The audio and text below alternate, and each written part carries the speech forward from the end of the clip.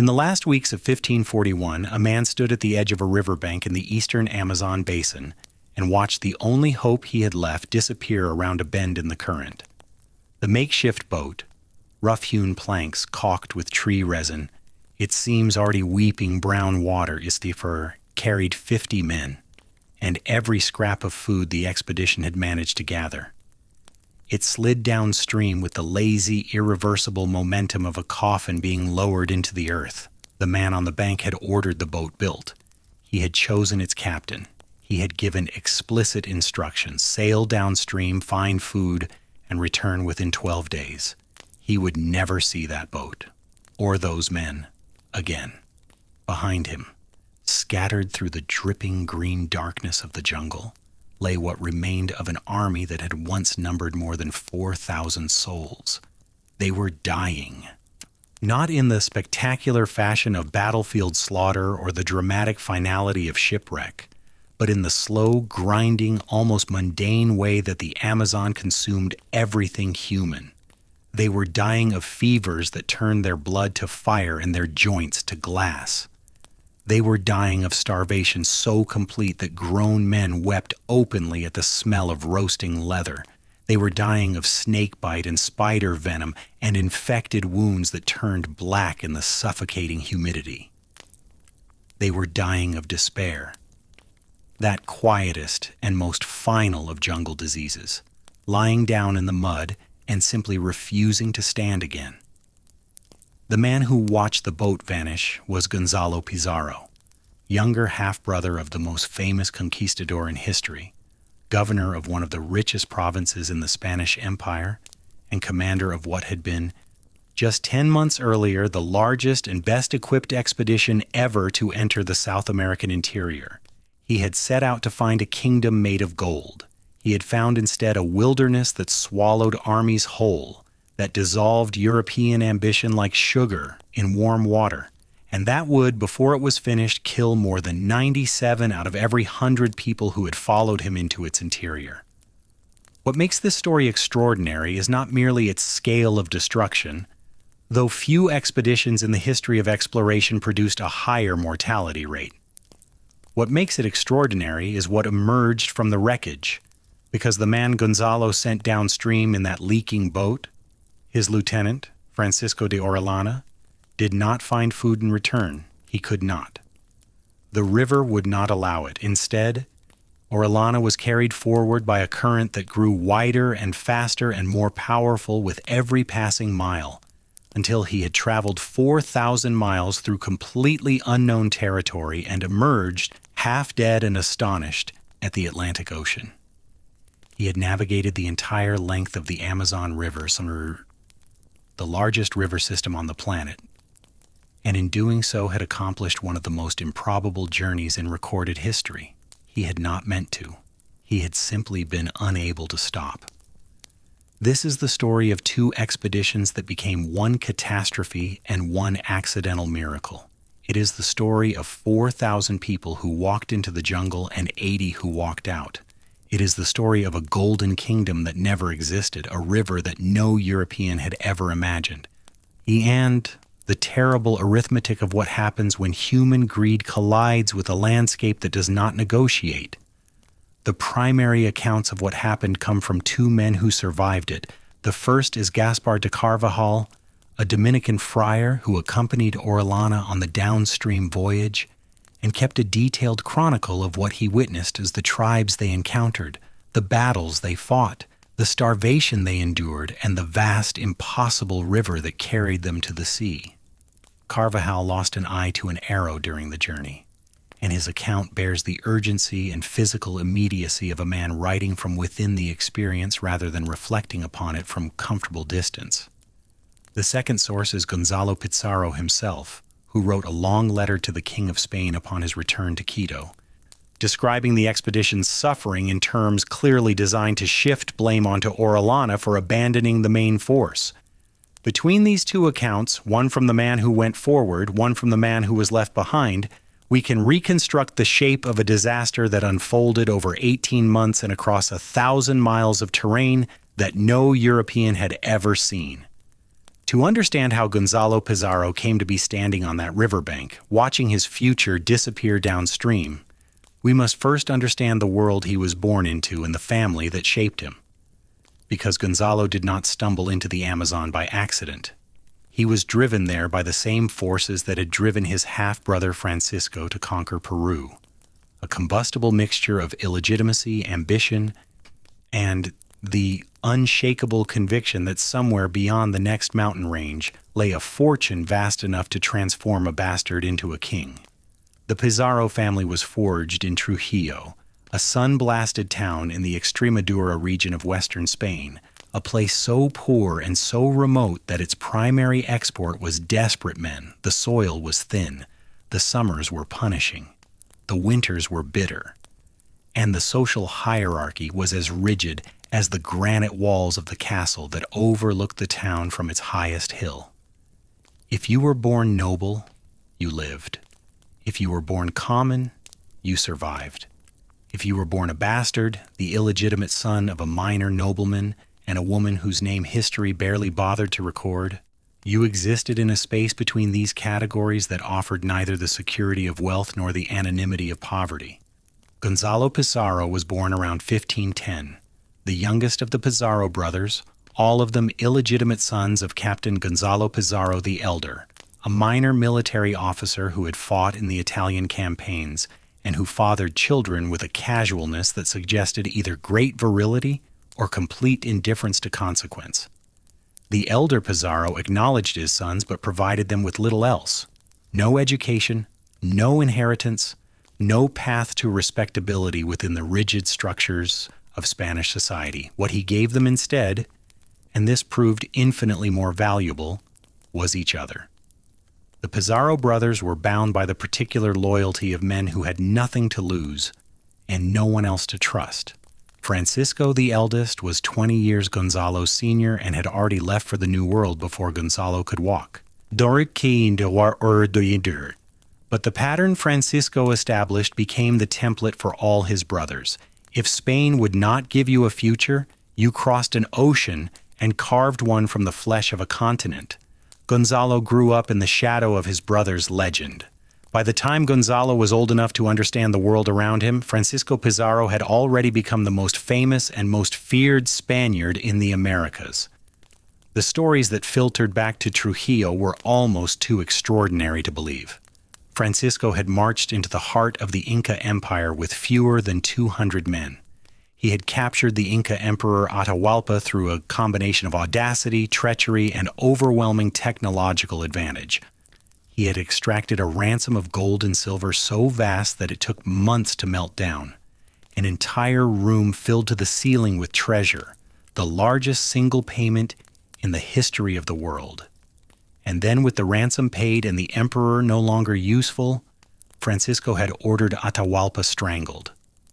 These were the stories that formed Gonzalo Pizarro's understanding of what was possible, not the stories of the thousands who had died in the conquest under indigenous peoples slaughtered by sword and disease and despair, but the stories of impossible wealth seized by men who had been born with nothing.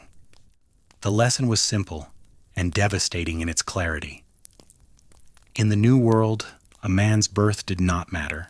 His connections did not matter. His education, his manners, his legitimacy, none of it mattered. And what mattered was his willingness to walk into the unknown and take whatever he found there. Gonzalo arrived in Peru sometime around 1532, still a teenager, stepping off a ship into a world that was being remade by violence. The Inca Empire, the Tawantinsuyu, the largest and most sophisticated civilization in the Americas, a polity that had governed 12 million people across 2,000 miles of mountain terrain, was in the process of being dismembered by a few hundred Spanish soldiers and the diseases that preceded them like an invisible vanguard.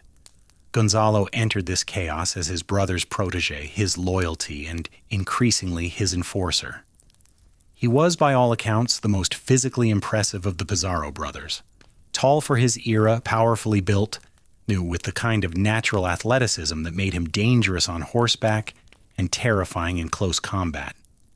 Where Francisco was calculating and patient, a man who could wait years for the right moment to strike, Gonzalo was impulsive and direct.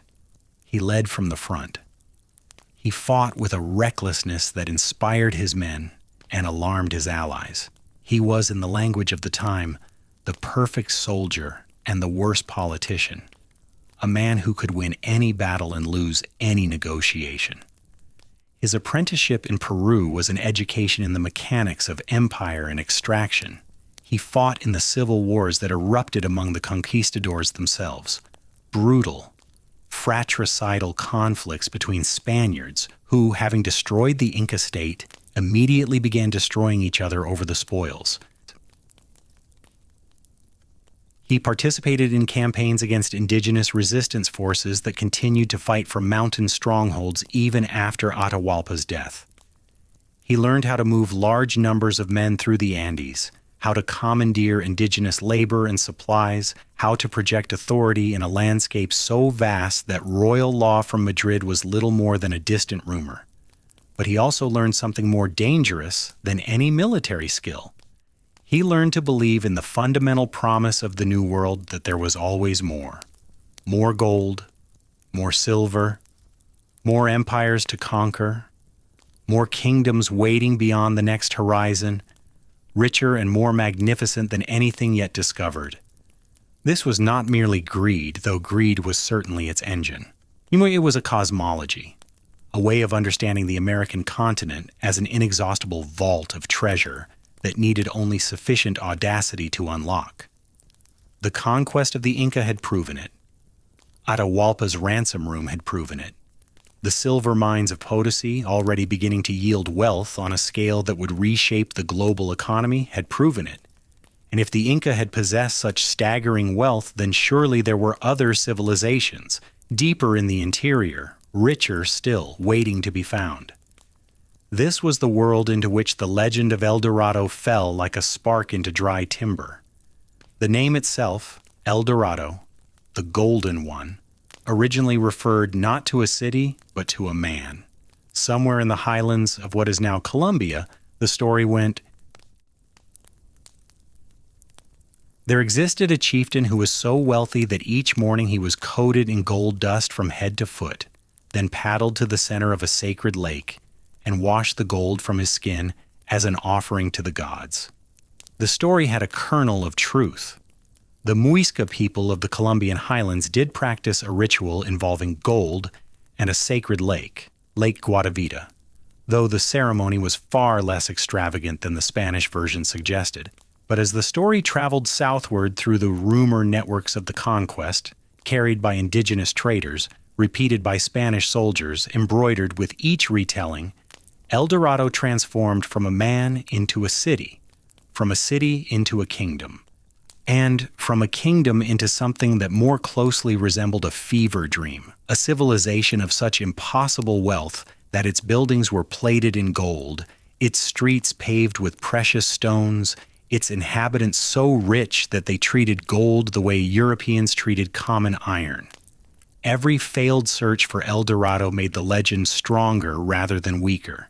If it had not been found yet, the reasoning went, it must be further away, deeper in the interior, hidden in precisely those regions that no European had yet penetrated.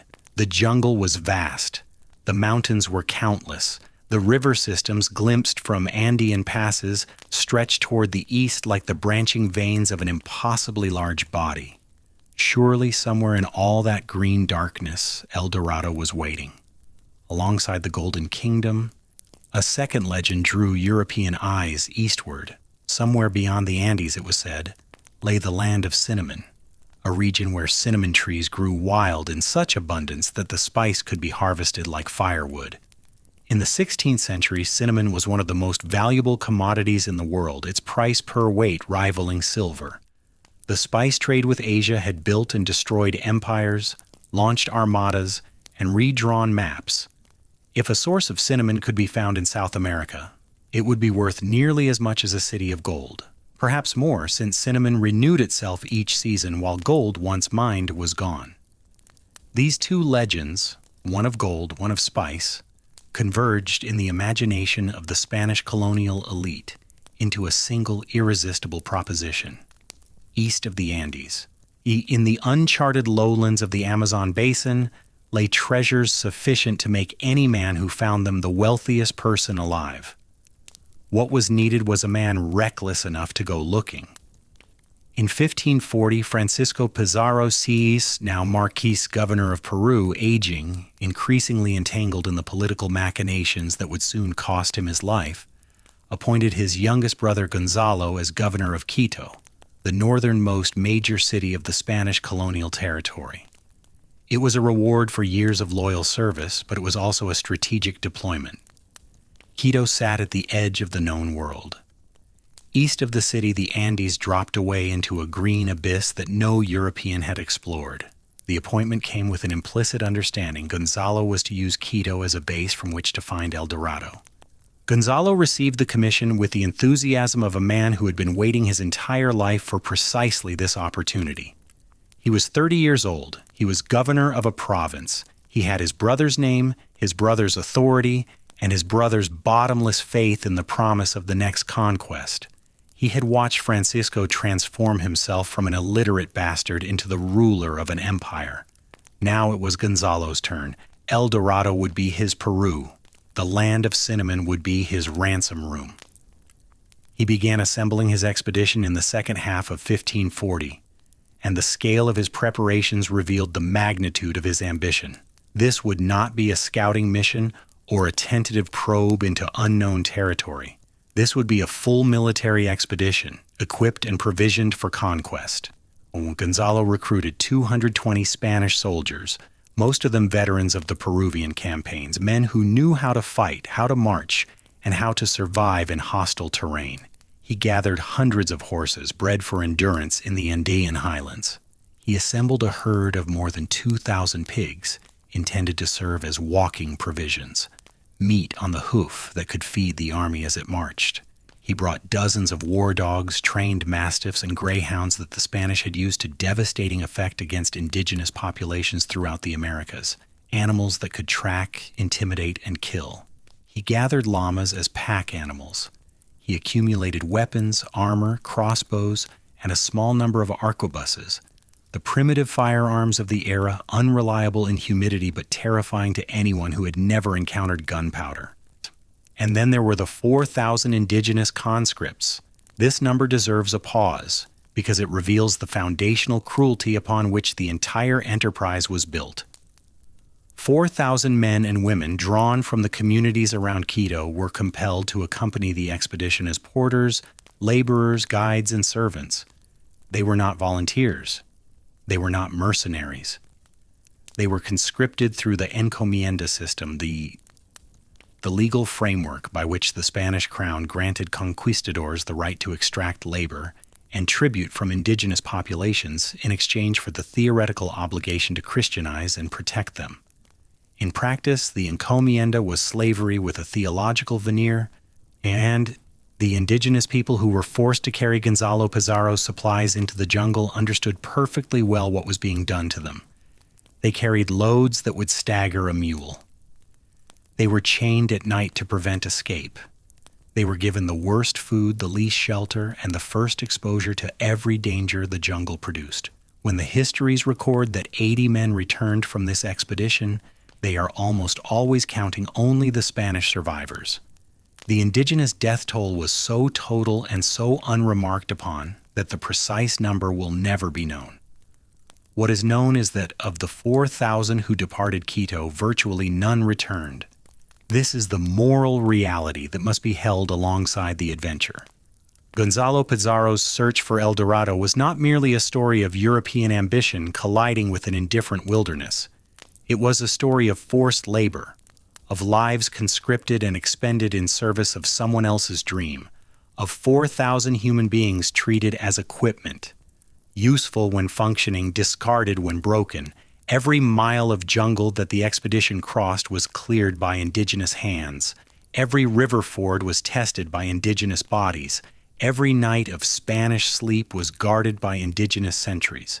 And when the food ran out and the dying began in earnest, it was the indigenous members of the expedition who died first, fastest, and in the greatest numbers, their suffering largely invisible to the Spanish chroniclers who recorded their own hardships with meticulous self-pity.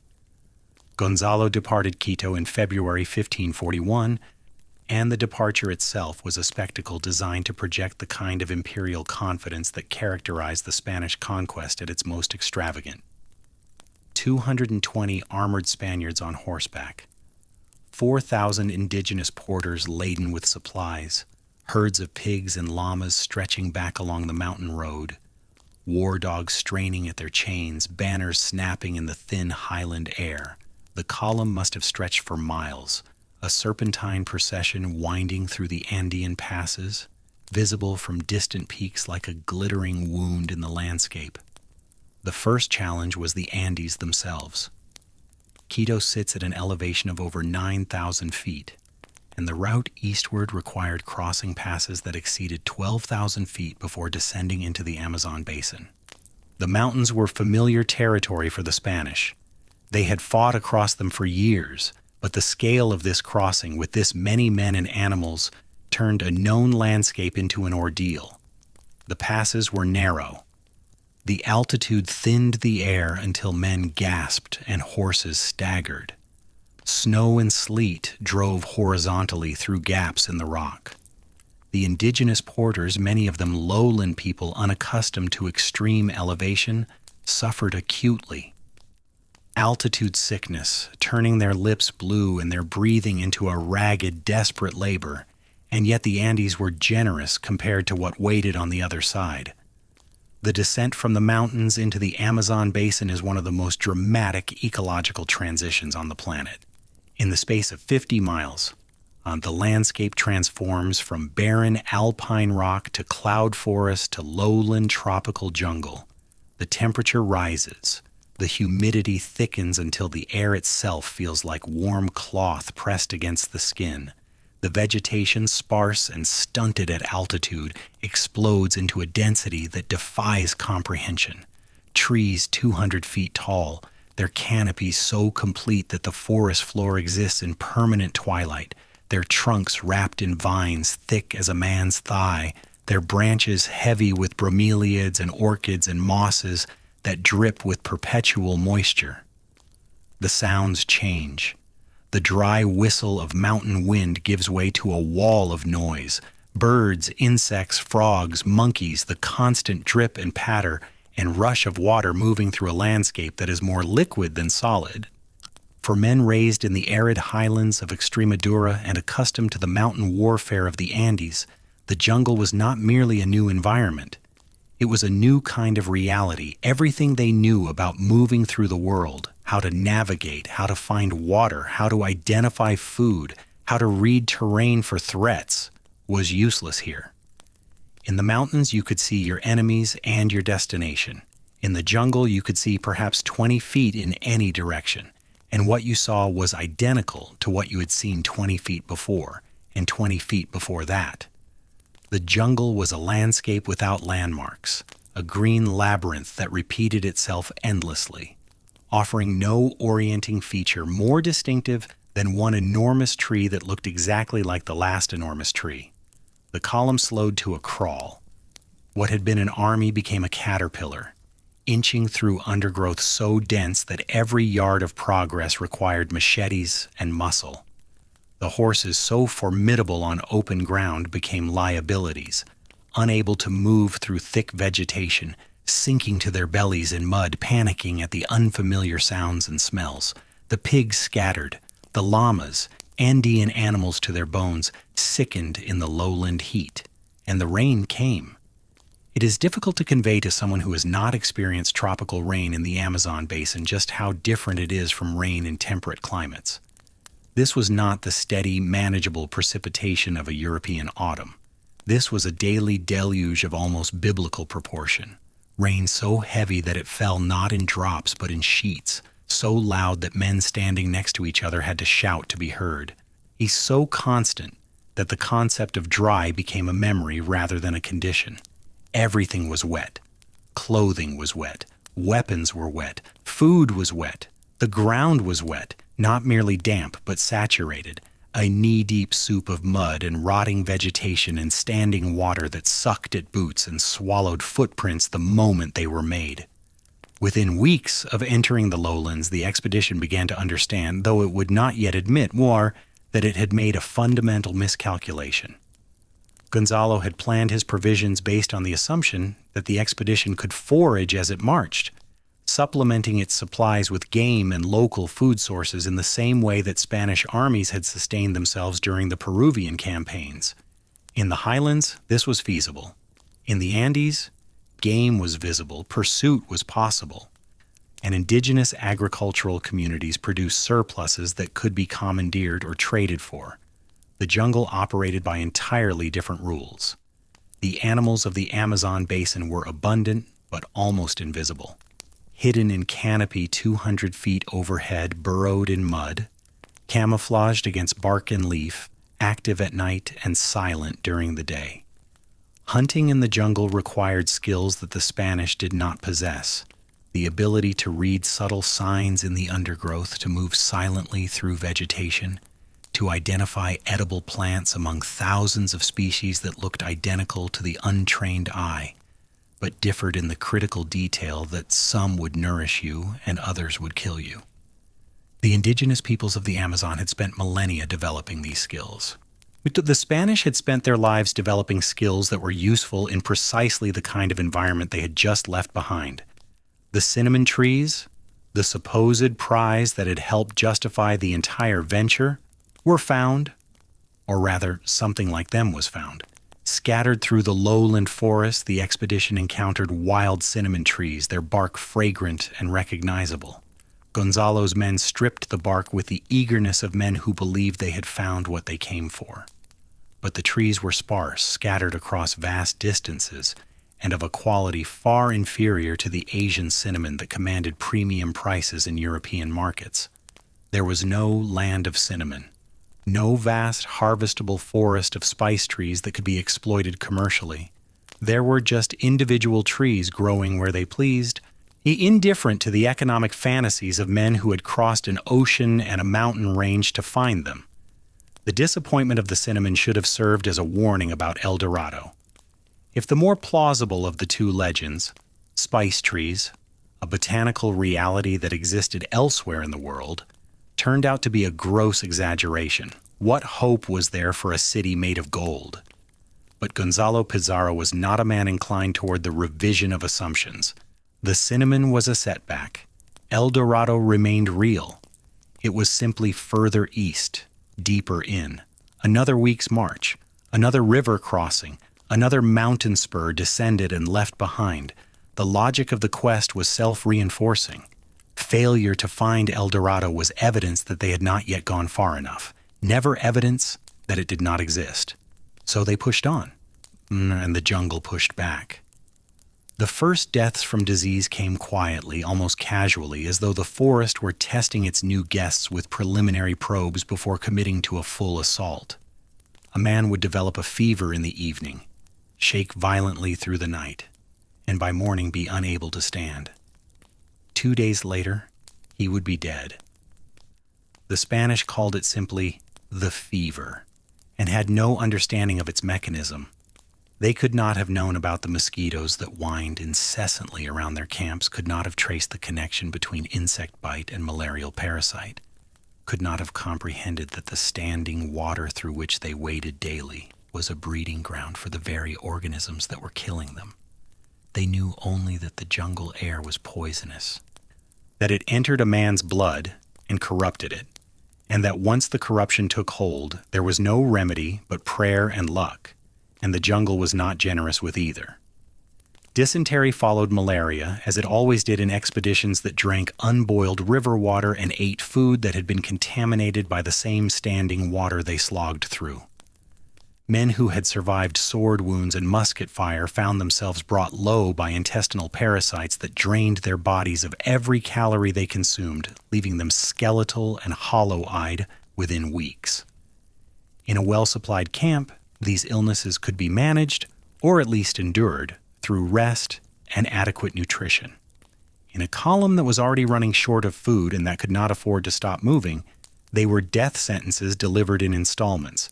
And then there were the snakes. The Amazon basin contains more species of venomous snake than any comparably sized region on Earth, and the expedition encountered them with a regularity that suggests the jungle was not merely indifferent to their presence, but actively hostile. Fer-de-lances lay coiled on the forest floor, invisible against the leaf litter until a boot landed inches from their heads. Bushmasters, the longest venomous snakes in the Western Hemisphere, occupied the bases of trees where men leaned to rest. Coral snakes threaded through the undergrowth with their deceptively bright bands. A bite from any of these species in the absence of modern antivenom meant hours of agony followed by either death or permanent tissue damage. The Spanish had no treatment. They had cauterization with heated metal, which was as likely to cause fatal infection as to draw out venom, and they had prayer, which was equally effective. The indigenous members of the expedition died at rates that the Spanish chroniclers recorded, when they recorded them at all, with a flatness that reveals how thoroughly dehumanized these people had become in the eyes of their captors. The porters were chained together in groups to prevent desertion, a practice that meant when one man collapsed from exhaustion or illness, the entire chain was dragged to a halt, and the collapsed man had to be unchained, which required finding the chain's keeper, which required time. And time was the one resource Gonzalo believed he could not spare. Men who could not keep pace were left behind. In the jungle, being left behind was indistinguishable from being executed. Without knowledge of the terrain, without tools, without companions, a lone person in the Amazon basin had a life expectancy measured in days. Those who attempted escape and were recaptured fared worse. The Spanish treatment of indigenous deserters was governed by the same brutal logic that had characterized the conquest from its first days. Terror was the most efficient tool of control. Examples were made. The specifics are difficult to read and unnecessary to describe in detail. It is sufficient to say that the punishments were designed to make continued obedience seem preferable to the risk of flight, and that this calculus was made possible only by the fact that the Spanish controlled the weapons, the horses, and the dogs. By the middle of 1541, roughly 4 months into the expedition, and the column had covered perhaps 300 miles from Quito, a distance that, on a modern map, seems trivially small, but that in practice represented 300 miles of unmapped, untrailed, unmerciful jungle, every yard of it contested by vegetation, terrain, disease, and the Amazon's infinite capacity to make human plans irrelevant. The food supplies that Gonzalo had expected to supplement through foraging were nearly exhausted. The pigs, which were supposed to sustain the army for months, had either been consumed, escaped into the jungle, or died of the same diseases that were killing the men. The horses were in poor condition, weakened by inadequate forage, and the constant stress of terrain their bodies were never designed to navigate. The war dogs, useful in their element, were as miserable and enfeebled as everything else that had entered the jungle from the outside. Gonzalo was forced to confront a reality that no amount of willpower or brutality could alter. His expedition was starving. Not in the metaphorical sense, not hungry, not underprovisioned, not uncomfortable, but genuinely starving. The body consuming its own muscle tissue, the mind narrowing to a single obsessive focus on food, the social bonds that held men together as a functioning military unit beginning to dissolve under the solvent of individual desperation. The expedition pressed eastward, following river systems deeper into the basin, driven by the twin engines of Gonzalo's refusal to turn back and the faint, persistent rumors extracted from indigenous people they encountered. Here, through translators whose reliability was questionable, and through methods of persuasion that were certainly coercive, that a great civilization lay somewhere to the east, always another few days' march, always just beyond the next river. It was during this period that the expedition reached the banks of the Coca River, a tributary that flowed east into the larger Napo River, which itself flowed into what would eventually be recognized as the Amazon. Here, staring at the brown water flowing away from him toward the unknown east, Gonzalo Pizarro made the decision that would define his legacy and seal the fate of 4,000 people. he ordered his men to build a boat. The logic was simple, and in the context of their desperation, almost irresistible. A boat could move faster than men on foot. A boat could carry supplies more efficiently than human porters. A boat sent downstream could cover in hours the distance that the column on foot would require days to traverse. If there were indigenous settlements downstream, and there were nearly always settlements along navigable rivers, a boat could reach them, acquire food, and return to resupply the expedition before it starved. The construction of the boat was itself a minor epic of improvisation and suffering. The expedition had not brought boat-building materials, an oversight that, in retrospect, seems almost incomprehensibly foolish for a journey into one of the most river-dense landscapes on Earth. But that was entirely consistent with Gonzalo's assumption that the expedition would find everything it needed along the way. They had no proper tools. They had no nails in sufficient quantity. They had no shipwright. What they had was desperation, which proved to be a surprisingly effective substitute. Trees were felled with swords and axes intended for combat. Planks were shaped with whatever bladed implements were available. Nails were forged from the shoes of dead horses.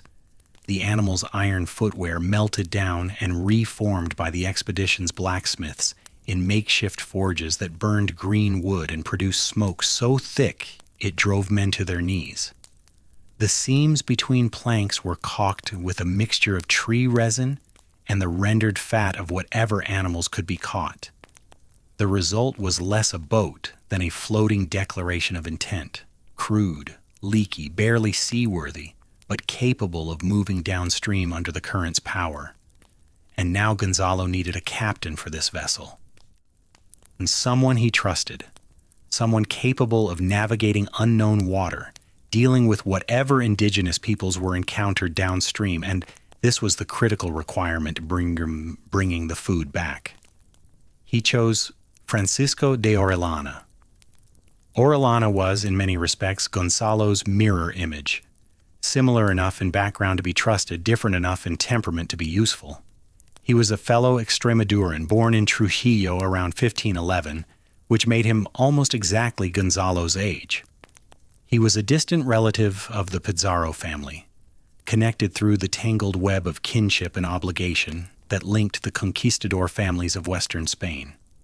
He had arrived in the New World as a teenager, like Gonzalo, and had fought in the conquest of Peru, like Gonzalo, accumulating the same education in violence and extraction that defined the first generation of Spanish colonists. He had lost an eye in battle, the left one, taken by an indigenous weapon during a skirmish whose exact circumstances are lost to history, and the wound had healed into a puckered scar that gave his face an asymmetry suggesting both experience and recklessness. But where Gonzalo was blunt and impulsive, Orellana was adaptable. Where Gonzalo commanded through force of personality and the implicit threat of violence, Orellana possessed something rarer and more subtle among the conquistadors, a genuine facility with indigenous languages. He had spent years in the lowlands of what is now Ecuador, governing the town of Santiago de Guayaquil, and during that time had learned multiple indigenous tongues with a fluency that amazed his contemporaries. This was not a common skill among the Spanish colonial elite, most of whom regarded indigenous languages as beneath their attention, and relied on chains of translators whose accuracy degraded with each link. Orellana could speak directly to the people he encountered, could read the nuances of tone and expression that translators flattened, could negotiate in ways that did not require the preliminary application of terror. It was a skill that would save his life many times over in the months to come. Orellana had joined Gonzalo's expedition voluntarily, yet arriving in Quito with a contingent of his own men and supplies, an investment of personal fortune that demonstrated both his belief in the venture and his expectation of proportional reward. He had served loyally during the months of jungle misery, enduring the same fevers and starvation as everyone else, and had distinguished himself as a competent and level-headed officer in a command structure that was increasingly strained by the gap between Gonzalo's ambitions and reality. Now Gonzalo stood before him and gave him the order that would split the expedition in two.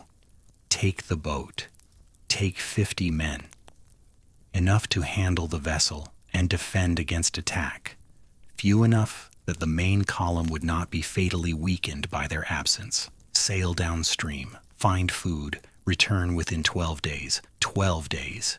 And the number was specific enough to suggest that Gonzalo had calculated it carefully, and arbitrary enough to suggest that he had simply chosen a figure that sounded reasonable. In the jungle, where distances were measured not in miles but in hours of river current, where the speed of a downstream journey bore no relation to the speed of an upstream return, where the difference between a navigable tributary and an impassable rapid could not be determined from a riverbank, 12 days was less a deadline than a prayer. Orellana accepted the commission. He loaded the boat with what little food remained, the provisions that the main body of the expedition was counting on to sustain them during the wait. He selected his 50 men, among them the Dominican friar Gaspar de Carvajal, whose chronicle would become the primary record of everything that followed. And on a day in late November or early December 1541, and while the exact date is uncertain, the expedition having long since lost precise track of the calendar, the boat pushed away from the riverbank and entered the current of the Coca River. Gonzalo Pizarro watched it go. Then he turned back to face his army. The sick, the starving, the dying, the hundreds of indigenous conscripts whose suffering exceeded anything the Spanish endured, and prepared to wait. He did not yet know that he would wait for the rest of his life. The boat moved downstream with a speed that must have seemed to the men aboard it like liberation after months of agonizing overland progress. The Coca River flowed northeast, its current steady and strong, carrying the crude vessel through a corridor of green that closed overhead like the vaulted ceiling of a cathedral built by something far older than Christianity. The jungle from the river looked different than the jungle from within, less oppressive, more magnificent, the canopy rising in layered tiers of green that caught the light at different heights and transformed it into a shifting mosaic of emerald and shadow. Birds moved through the upper canopy in flashes of color so vivid they seemed artificial. Scarlet macaws, blue and gold aracaris, toucans whose bills looked like fruit and whose calls sounded like the rusty hinges of enormous doors, but the beauty was superficial, and the men in the boat were in no condition to appreciate it. They were starving. Yet the food they had brought, or nibmai, what remained of the expedition's already depleted supplies, was sufficient for perhaps a few days, not 12. And the riverbanks which Gonzalo had assumed would yield indigenous settlements where food could be acquired were empty.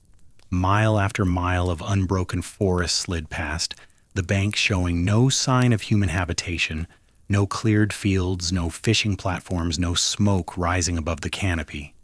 The jungle here was not merely uninhabited, it felt uninhabitable, as though the forest had sealed itself against human intrusion and would not yield so much as a single edible root to the desperate men floating through it. Carvajal's chronicle records the first days of the downstream journey with the spare precision of a man who understood that every detail might matter to someone someday, and that the truth was remarkable enough without embellishment. The current carried them northeast, then east, as the Coca River merged with the larger Napo. The river widened, the banks grew farther apart. The water, already brown with the sediment of 1,000 upstream tributaries, turned the color of milky coffee and moved with a quiet, purposeful force that suggested enormous volume. The men ate what they had, then ate the leather of their shoes and belts, then ate nothing at all. The crisis arrived not as a dramatic moment of decision, but as a slow, grinding accumulation of physical fact. By the time the 12 days had passed, Orellana's deadline for return, the boat had traveled so far downstream that returning against the current was physically impossible. The crude vessel had no sail, and the men had no oars adequate to the task of fighting a river that was growing wider and stronger with every tributary that fed into it.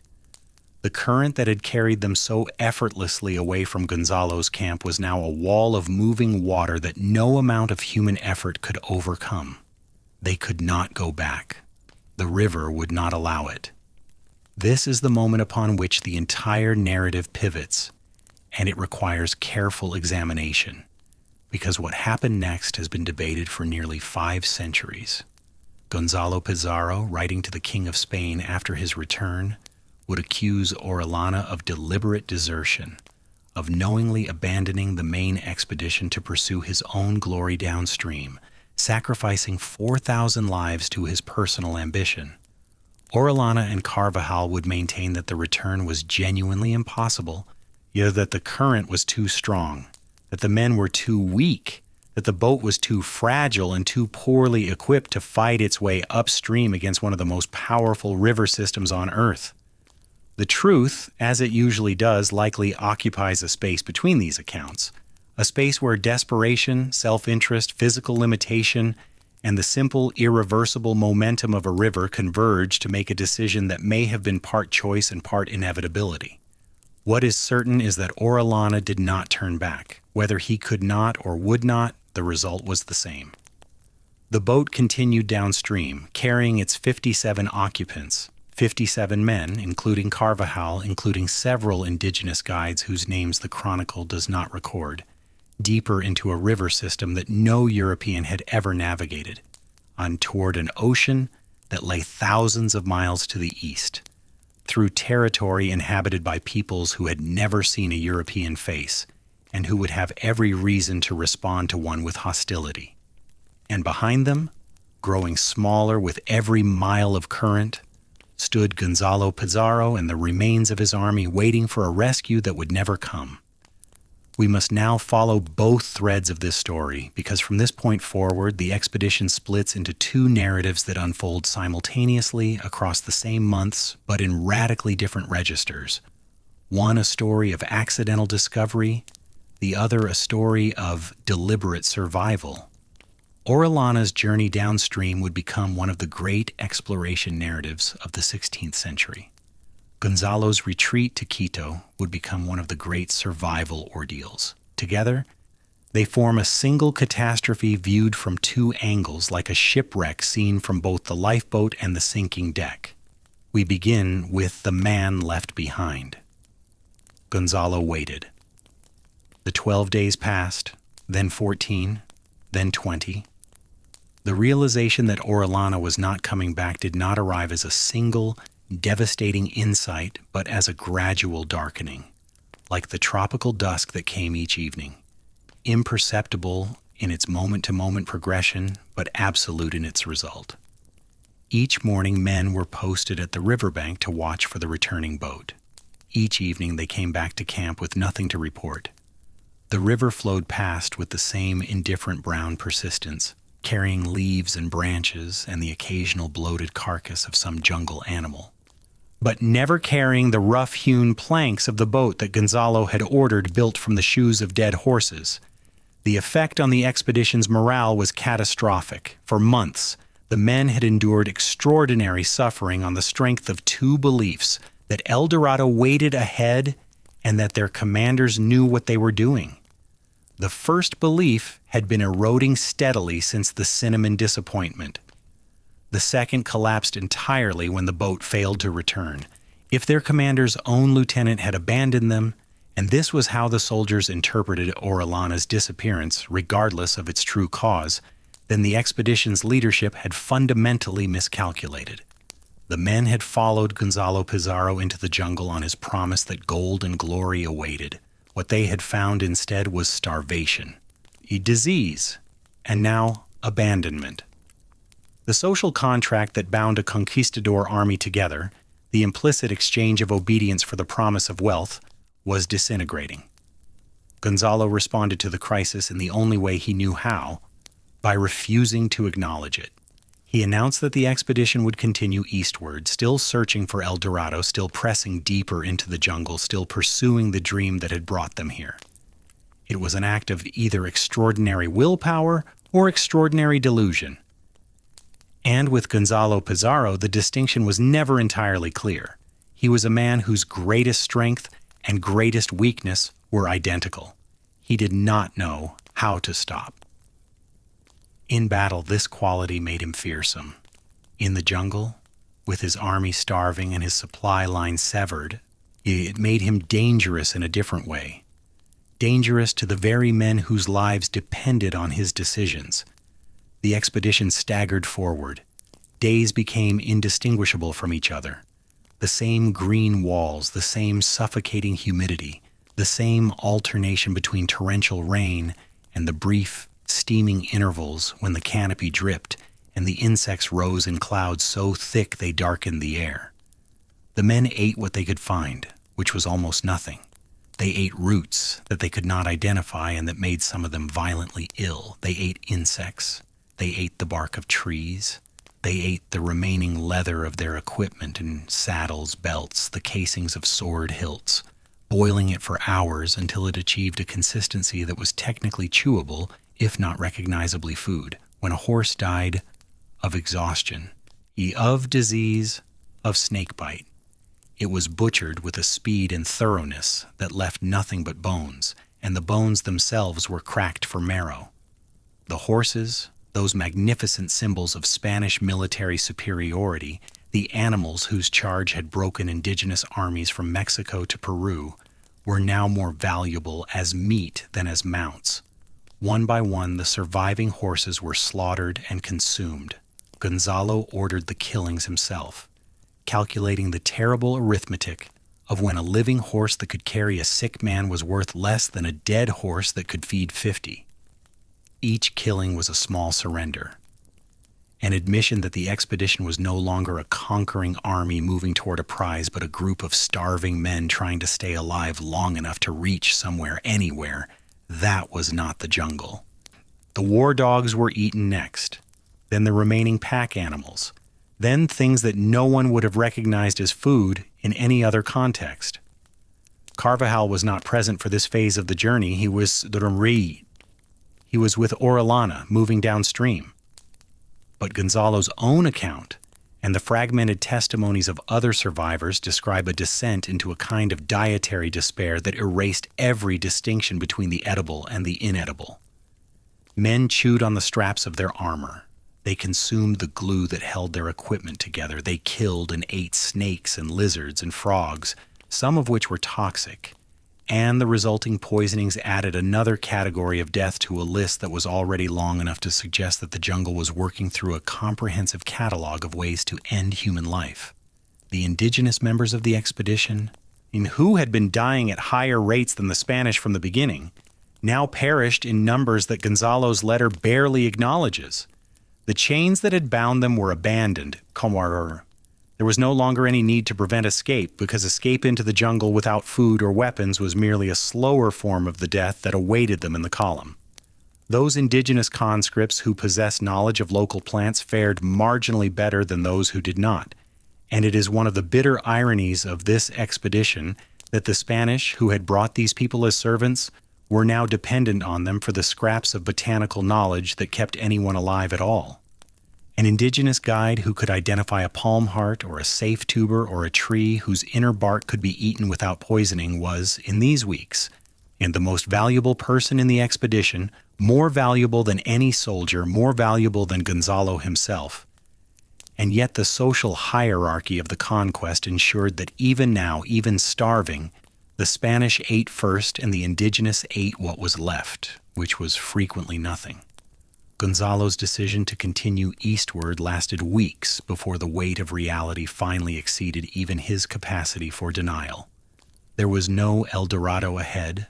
There was no food ahead. There was only more jungle, more river, more of the same green monotony that had been killing them since they descended from the Andes. The indigenous people they encountered, the few small communities that had not already fled at the expedition's approach, confirmed what the landscape had been telling them all along. There was no golden city. There was no kingdom of unimaginable wealth. There were rivers and trees and more trees extending eastward toward a horizon that never resolved into anything but more of itself. Sometime in the early months of 1542, again, The exact chronology is blurred by the expedition's loss of calendrical precision. Gonzalo Pizarro made the decision that saved whatever remnant of his army still survived. He ordered the retreat to Quito. The word retreat does not adequately convey what this decision meant. They were hundreds of miles east of the Andes, deep in the Amazon basin, in territory they had entered by following river systems downstream and by cutting through jungle that had closed behind them like water behind a ship's hull. There was no trail to retrace. The jungle had consumed every trace of their passage within days of their making it. The rivers they had followed downstream could not be followed upstream at Skirtskimmer. The current was too strong, and they no longer had boats. They would have to walk back. Walk west, through the same jungle that had been destroying them for months, back up the gradual slope toward the Andes, back over the mountain passes, back to Quito. Hundreds of miles, on foot, without food, without functional equipment, without maps, without any certainty that they were heading in the right direction, since the jungle's featureless repetition made navigation by landmark impossible, and the perpetual cloud cover made celestial navigation unreliable. What followed was a death march in the most literal sense of the term. Men who had been weakened by months of starvation and disease were now required to perform the most physically demanding task imaginable: sustained overland travel through primary jungle, uphill, carrying whatever equipment they had not yet eaten or discarded. The pace was glacial. Some days the column covered less than a mile, the men hacking through undergrowth with blades that were chipped and dulled from months of misuse, their bodies consuming more energy in the cutting than they could replace through the pitiful scraps they managed to find. The dying accelerated. Men who had clung to life through the eastward march, sustained by the faint hope that El Dorado, or relief, or at least something different lay ahead, now found that hope replaced by nothing more motivating than the prospect of continued jungle in a different direction. Hope, it turned out, had been a caloric supplement. Its absence left men too empty to continue. They sat down on the trail and did not stand up. They leaned against trees and closed their eyes and did not open them. They lay in their hammocks in the morning and could not be roused. The jungle consumed their bodies with the same efficient indifference with which it consumed everything else. The insects came first, then the moisture, then the fungi, and within weeks a body was indistinguishable from the forest floor on which it lay. Gonzalo himself endured. This must be acknowledged, whatever judgment is passed on the decisions that brought him and 4,000 other people to this extremity. He marched at the head of the column. He ate what his men ate, no better, no worse. He did not ride while others walked. Because there were no longer any horses to ride, he carried his own equipment. He cut trail with his own sword. The physical toughness that had always been his defining quality was in these months the only thing preventing the complete disintegration of the expedition into individual acts of dying. Men followed Gonzalo not because they believed he would lead them to safety, that belief had long since evaporated, but because he was still moving. And in the jungle, a man who was still moving was a man who was still alive, and the living followed the living out of an instinct older than reason.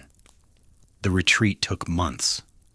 The precise duration is unclear from the sources. Gonzalo's letter compresses this period, as men in extremity often compress their worst memories. And no other account from the main expedition survives with enough detail to reconstruct a reliable timeline. What is known is that the column that had left Quito with over 4,000 people returned with approximately 80. The mathematics of this attrition are almost impossible to absorb. More than 3,900 people died of starvation, disease, snakebite, exhaustion, despair, and the accumulated grinding daily violence of the jungle. The vast majority of the dead were indigenous conscripts whose names were never recorded, whose families were never notified, and whose suffering was treated by the Spanish chroniclers as a background condition of the expedition rather than its central moral catastrophe. The 80 who stumbled out of the jungle and into the first highland settlements east of Quito were barely recognizable as human beings. let alone as the armored conquistadors who had departed with such pageantry 16 months earlier. They were skeletal, their flesh hanging from their bones in loose folds that spoke of muscle tissue consumed from within. They were naked, or nearly so, their clothing having long since rotted off their bodies or been eaten. They were covered in sores, insect bites, fungal infections, and the scars of wounds that had healed badly in the jungle's septic humidity. Their eyes had the flat, unfocused quality of men who had seen too much dying to be fully present in the world of the living. Gonzalo Pizarro walked at their head. He was gaunt, ravaged, and still carrying his sword, the same sword he had brought from Quito, the weapon that had served as tool, machete, and symbol of authority through the entire ordeal. He had entered the jungle as the governor of a province, the brother of the most powerful man in South America, the commander of the largest expedition ever to probe the continent's interior. He emerged as something else entirely. Not humbled, Gonzalo Pizarro was constitutionally incapable of humility, but changed. Hardened in some places, hollowed in others. A man who had learned what the jungle taught everyone who entered it and survived, that the world was larger than human ambition, that the continent did not care about Spanish dreams, and that the distance between governor and corpse was measured not in rank or wealth, but in the body's capacity to continue drawing breath. The people of Quito, seeing these specters appear on the roads leading into the Highland Valley, reacted with a mixture of horror and compassion. Women brought food and water. Priests offered blessings. Officials stood in stunned silence, struggling to reconcile the wretched figures before them with the resplendent column that had marched east with such confidence. Some of the survivors wept at the sight of bread. Others could not eat at all, their stomachs, shrunken by months of starvation, rejected the first real food they had been offered, and they vomited and clutched their abdomens and had to be fed in tiny, careful portions over days before their bodies remembered how to process nourishment. And in the midst of this homecoming, if it can be called a homecoming, this return of the near-dead to a city that had expected never to see them again, Gonzalo received news that transformed his personal catastrophe into something far larger. His brother Francisco was dead. While Gonzalo had been fighting the jungle, a group of rival conquistadors led by followers of Diego de Almagro, Francisco Pizarro's former partner turned bitter enemy, had stormed Francisco's palace in Lima on June 26, 1541, and killed him. The most powerful Spaniard in the Americas, the conqueror of the Inca Empire, the man whose shadow had shaped Gonzalo's entire life, had been murdered by other Spaniards in a drawing room, stabbed repeatedly while trying to buckle on his armor. And he had died fighting. That much was consistent with the family character, but he had died nonetheless. And with him had died the political protection that had elevated the Pizarro name above the fratricidal chaos of colonial politics. Gonzalo absorbed this news in the same way he absorbed everything, with a directness that bypassed grief and went straight to calculation. Francisco's death did not merely end a brotherly relationship. It remade the political landscape of Spanish South America. The Pizarro faction, which had dominated Peru since the conquest, was suddenly vulnerable. Royal authority from Spain, which Francisco had managed through a combination of diplomacy and intimidation, would now assert itself more forcefully. A new viceroy was already on his way from Madrid, be carrying royal decrees, the new laws of 1542, that would restrict the conquistadors' power, limit the encomienda system, and attempt to impose metropolitan control on a colonial society that had grown accustomed to governing itself through violence and personal authority. For a man who had just lost 4,000 people in the jungle, the news might have prompted reflection. A different kind of man might have looked at the wreckage of his expedition, at the deaths he had caused, at the futility of the dream that had driven him into the Amazon, and concluded that the universe was delivering a message about the limits of ambition and the cost of hubris. Gonzalo Pizarro was not that kind of man. He looked at the news of Francisco's death and saw not a warning but a vacancy. His brother had been the ruler of Peru. His brother was dead, and someone would fill the void. But that is a story that belongs to a later chapter of Gonzalo's life. For now, let us leave him in Quito, emaciated, bereaved, already calculating his next move, and turn our attention to the other half of this narrative, the man on the boat, the man who went downstream. Francisco de Orellana, when he failed to return to Gonzalo's camp, was not lounging in comfort downstream. He was dying at approximately the same rate as the men he had left behind, merely dying in a different direction. The boat, that leaking, resin-caulked contraption assembled from jungle wood and horseshoe nails, carried its 57 occupants into a river system that grew larger with a speed that defied any European frame of reference. The Coca River merged with the Napo. The Napo was wider than any river Orellana had ever seen, worse, but it was a creek compared to what waited ahead. The Napo itself was a tributary, feeding into a river so vast that when Orellana first glimpsed its full breadth, he and his men fell silent with something that Carvajal describes not as wonder, but as fear. The water stretched from bank to bank across a distance that swallowed the far shore into haze. The current, which had been strong in the smaller tributaries, became something else entirely. A planetary force, the accumulated drainage of a mountain range and a subcontinent moving east with the slow, irresistible authority of geological time. They were no longer on a river. They were on something closer to an inland sea, a freshwater ocean in motion, and they were moving with it whether they chose to or not. Now the men were starving. The food they had carried from Gonzalo's camp had been consumed within the first days of the downstream journey, and the empty riverbanks of the upper Coca and Napo had offered nothing to replace it. They ate what they had eaten in the jungle: leather, roots, the rare bird or monkey brought down by a crossbow bolt that they could not afford to waste. They boiled their boot soles into a gelatinous mass that provided the sensation of eating without the substance of nutrition. One man caught a river turtle, and Carvajal records the event with a specificity that reveals how profoundly hunger had reorganized their hierarchy of values. The turtle was divided among 57 men with the solemnity of a sacrament. But the river, unlike the jungle, was not uniformly hostile.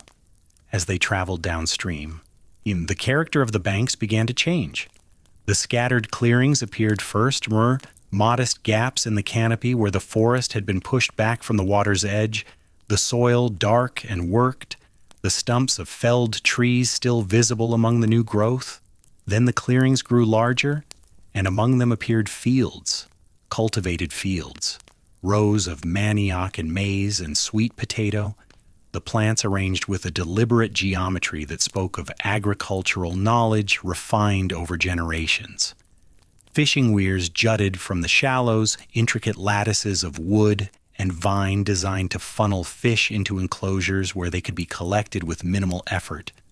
Canoes were pulled up on muddy beaches, their hulls blackened by fire hardening. Their forms elegant, in a way that made the Spaniards' crude vessel look like what it was, a desperate improvisation built by men who did not understand the water they were traveling on, and then the people themselves.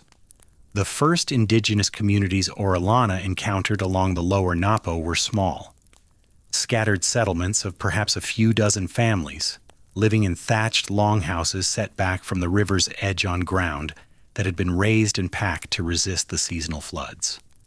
These people watched the Spanish boat approach with an attention that Carvajal describes as wary but not panicked, the comportment of communities accustomed to contact with strangers and confident enough in their own position to observe before reacting. They had never seen Europeans. They had never seen European clothing, European weapons, or the peculiar spectacle of men with pale skin and facial hair arriving in a vessel that looked nothing like the canoes they knew. But they were not naive about the arrival of armed strangers on their river. and their initial posture was one of cautious assessment rather than either welcome or hostility. It was here that Orellana's gift for indigenous languages proved not merely useful, but essential to his survival. He could not speak the specific languages of the peoples along the Napo and the upper Amazon rivers. These were linguistic families entirely different from the Quechua and coastal tongues he had learned in Ecuador and Peru, but he possessed what his contemporaries lacked: the fundamental understanding that communication was possible. Where other conquistadors would have responded to linguistic barriers with weapons, Orellana responded with patience and improvisation. He used gestures, demonstrations, and the handful of trade goods the expedition still possessed to establish a rudimentary communication that, while far from fluent, was sufficient to convey the one message that mattered: we are hungry and we will trade for food. The results were transformative. Communities that had no reason to feed these strange, emaciated, one-eyed arrivals chose to do so, not out of charity necessarily, but because Orellana presented himself as a trader rather than a conqueror, and because the goods he offered, however meager, represented novelty in a world where novelty had value. The Spaniards received manioc bread, smoked fish, roasted game, and fresh fruit in quantities that, after months of starvation, seemed almost hallucinatory. Carvajal describes men weeping at the taste of real food, their bodies shaking with the effort of eating slowly when every instinct demanded they gorge themselves. Several men became violently ill from overeating, their shrunken stomachs unable to process the sudden abundance, and had to be restrained from consuming more until their bodies could adjust. These early riverside encounters established a pattern that would recur with variations throughout the remainder of Orellana's downstream journey: approach a settlement, attempt communication, trade if possible, accept food with gratitude, leave quickly before the relationship could sour or before the community decided that these strangers had overstayed whatever provisional welcome they had been granted. The pattern was fragile, dependent on Orellana's diplomatic instincts and on the specific disposition of each community encountered, and it would not always hold. But in these early weeks on the lower Napo and the upper Amazon, it worked well enough to keep 57 men alive who would otherwise have died of starvation within days. The river continued to grow. Tributaries entered from both sides, some of them rivers that would, in their own right, rank among the largest in the world now. And with each confluence, the main channel widened and the current strengthened. The scale of the water system defied everything the Europeans thought they understood about rivers. In Spain, a river was something you could ford, bridge, or at worst ferry across with a boat and a length of rope. The Tagus, the Guadalquivir, the Ebro. These were the rivers that had formed the Spaniards' conceptual framework, and none of them bore any relationship to what was happening beneath their hull. The river they were now traveling was not a feature within a landscape.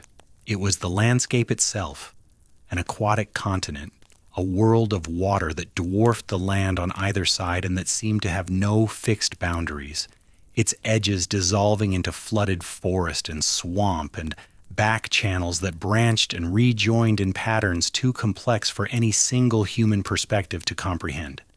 Carvajal struggled to describe it. His chronicle, usually precise in its observations, resorts in these passages to the language of inadequacy, phrases that amount to "I cannot convey," and no one who has not seen it would believe.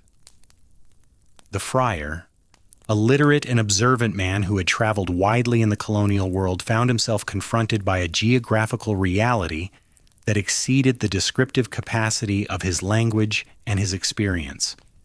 He recorded what he could: the width of the river at various points, estimated in leagues and almost certainly understated, the color of the water, which varied from tributary to tributary, some entering clear and black, others brown with sediment, others a pale greenish white. The speed of the current, which he measured by the passage of floating debris alongside the boat, and the depth, which they could not measure at all, their longest ropes failing to touch bottom in the main channel. The boat itself was deteriorating. or the green wood from which it had been constructed was warping and splitting as it dried unevenly in the equatorial sun. The resin caulking, never adequate to begin with, was leaching from the seams, and the vessel required constant bailing to stay afloat. The horseshoe nails that held the planks together were rusting, their grip weakening with each day of immersion. Orellana recognized that the boat would not survive the entire journey, whatever the journey's eventual length might be, a question that no one aboard could answer because no one aboard had the faintest idea where the river ended, or even if it ended at all. The possibility that they were on a river system that simply continued forever, that circled back upon itself, or that emptied into some vast interior lake from which there was no exit. These were real fears, grounded in the genuine ignorance of men who were navigating a continent whose interior geography was a complete blank in European knowledge. The decision was made to build a second boat. This was a more considered construction than the first, undertaken not in the absolute desperation of Gonzalo's camp, but in the relative stability of a riverside encampment where food, for the moment, was available. Orellana selected a site near a community that had proven friendly, and his men set to work with the same improvised techniques they had used before, in felling trees, shaping planks, forging nails from whatever metal they could spare or scavenge. But this time they had the advantage of having already built one vessel, and the second boat was more seaworthy than the first. Its planks were better fitted, its caulking more carefully applied, its proportions better suited to the river conditions they now understood from experience rather than guessing at from ignorance. The construction took several weeks during which the men rested, ate, and recovered a measure of the physical strength that the jungle had stripped from them. It was, Carvajal notes, the first extended period of something approaching normalcy since the expedition had left Quito. Men who had been too exhausted to speak began to talk again. Men who had been too sick to stand regained their footing. The simple acts of eating regularly and sleeping without the immediate expectation of dying restored a degree of humanity that the jungle had been systematically erasing. They were still lost, still trapped on a river they could not leave. He is still heading in a direction they had not chosen toward a destination they could not name. But they were alive, and for the first time in months, they believed they might continue to be alive tomorrow. The reprieve was temporary. As the two boats pushed off and continued downstream, the character of the river communities changed. The small, scattered settlements of the upper reaches gave way to larger and more organized populations, warrior communities that controlled significant stretches of riverbank, that fielded war canoes crewed by dozens of paddlers, that responded to the approach of strangers not with cautious curiosity but with immediate and coordinated hostility. The first serious military encounter came without warning. The boats rounded a bend in the river and found the water ahead filled with canoes. Not the small fishing craft they had seen before, but large vessels, each carrying 20 or 30 warriors armed with bows, spears, and clubs. The warriors were painted for war, their bodies decorated with pigments that Carvajal describes in detail. Red and black patterns on the face and chest, feathered headdresses that added height and spectacle to already imposing figures. They moved with a coordination that suggested training and leadership, their canoes fanning out across the river in a formation clearly designed to prevent the Spanish boats from passing. Orellana's diplomatic instincts were useless here. There was no time for gestures, no opportunity for the tentative approach and trade pattern that had served him in friendlier waters. Oh, the arrows came first. A volley launched from a distance that demonstrated both the power of the native bows and the accuracy of the archers who wielded them. Arrows thudded into the hull of the lead boat, punched through the crude planking, and struck men who had no room to dodge in the cramped vessel. A crossbowman who was preparing to return fire took an arrow through the hand and dropped his weapon into the river. Another man was hit in the shoulder, the arrow's wooden tip driving deep enough to lodge against bone. The Spanish responded with crossbow fire, and from the second boat, a single harquebus shot that produced an explosion of smoke and noise. The gunfire had an effect beyond its physical impact. The sound, which no one on those canoes had ever heard before, created a momentary pause in the attack. a fraction of hesitation that Orellana exploited by ordering both boats driven hard toward the bank, where they could ground the vessels and fight from a more defensible position. The maneuver was desperate and inelegant on Boreas. The boats scraped over shallows and collided with submerged logs before crunching onto a muddy beach, but it worked. The Spaniards scrambled ashore and formed a rough defensive line with their crossbows and swords, and the warriors in the canoes, unwilling to press the attack against men who were now on solid ground and armed with weapons whose capabilities were unknown, withdrew to a distance and watched. The standoff lasted hours. The warriors did not leave.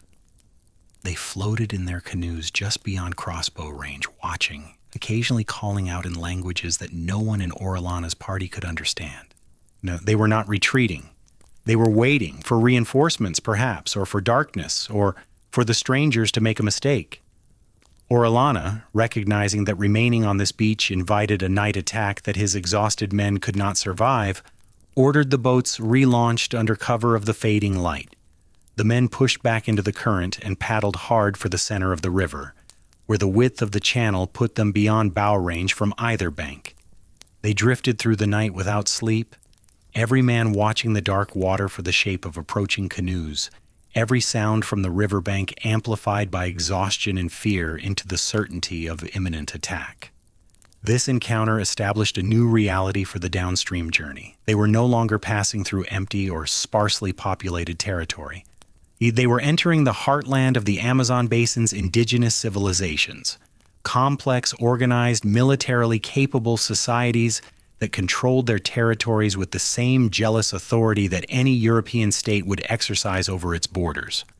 The river was not unclaimed space, it was a corridor of power, and the people who lived along its banks were not primitive forest dwellers but members of sophisticated polities with hierarchies, armies, agricultural systems, and the will and capability to defend themselves against uninvited passage. Carvajal's chronicle, from this point forward, becomes a record of almost daily conflict. The pattern varied. Sometimes the attacks came from the water, sometimes from the banks, sometimes both simultaneously. But the underlying reality was constant. The Spanish boats were moving through territory whose inhabitants did not want them there, and the river offered no detour, no alternative route, no way to avoid the communities that lined its banks. They could not portage around hostile stretches because the jungle on either side of the river was as impenetrable as it had been during the overland march. They could only continue forward through whatever gauntlet each new day presented. The injuries accumulated. Carvajal himself was struck by an arrow that entered his face below his left eye and destroyed the eye entirely. A wound he describes with a clinical detachment that is more horrifying than any expression of pain could be. He records extracting the arrow shaft, packing the wound with whatever cloth was available, and continuing to write his chronicle with the remaining eye. Other men were less fortunate. Several died of arrow wounds that became infected in the river's bacteria-rich water, the initial puncture blooming into systemic sepsis that killed over days of fever and delirium. The crude boats offered no protection against projectiles. The thin planking might slow an arrow but could not stop one, and the men had long since discarded most of their metal armor as too heavy and too hot for river travel. Yet between the battles, something remarkable was happening. The expedition was documenting, however inadvertently, the existence of civilizations that the rest of the world would not believe in for centuries. The settlements they passed were not the small, ephemeral camps of nomadic forest peoples. And they were substantial communities, some of them extending along the riverbank for what Carvajal estimates as miles, with populations numbering in the thousands. The houses were large and well-constructed, built on elevated platforms that raised them above the floodline, their walls of woven palm, and their roofs of thatch arranged in patterns that suggested urban planning rather than haphazard growth. Behind the riverfront houses, cleared fields stretched back into the forest, vast agricultural zones planted with manioc, maize, beans, squash, and crops that Carvajal could not identify but that were clearly cultivated with knowledge and care. The roads between settlements were wide, well-maintained, and connected communities across distances that implied political organization on a regional scale.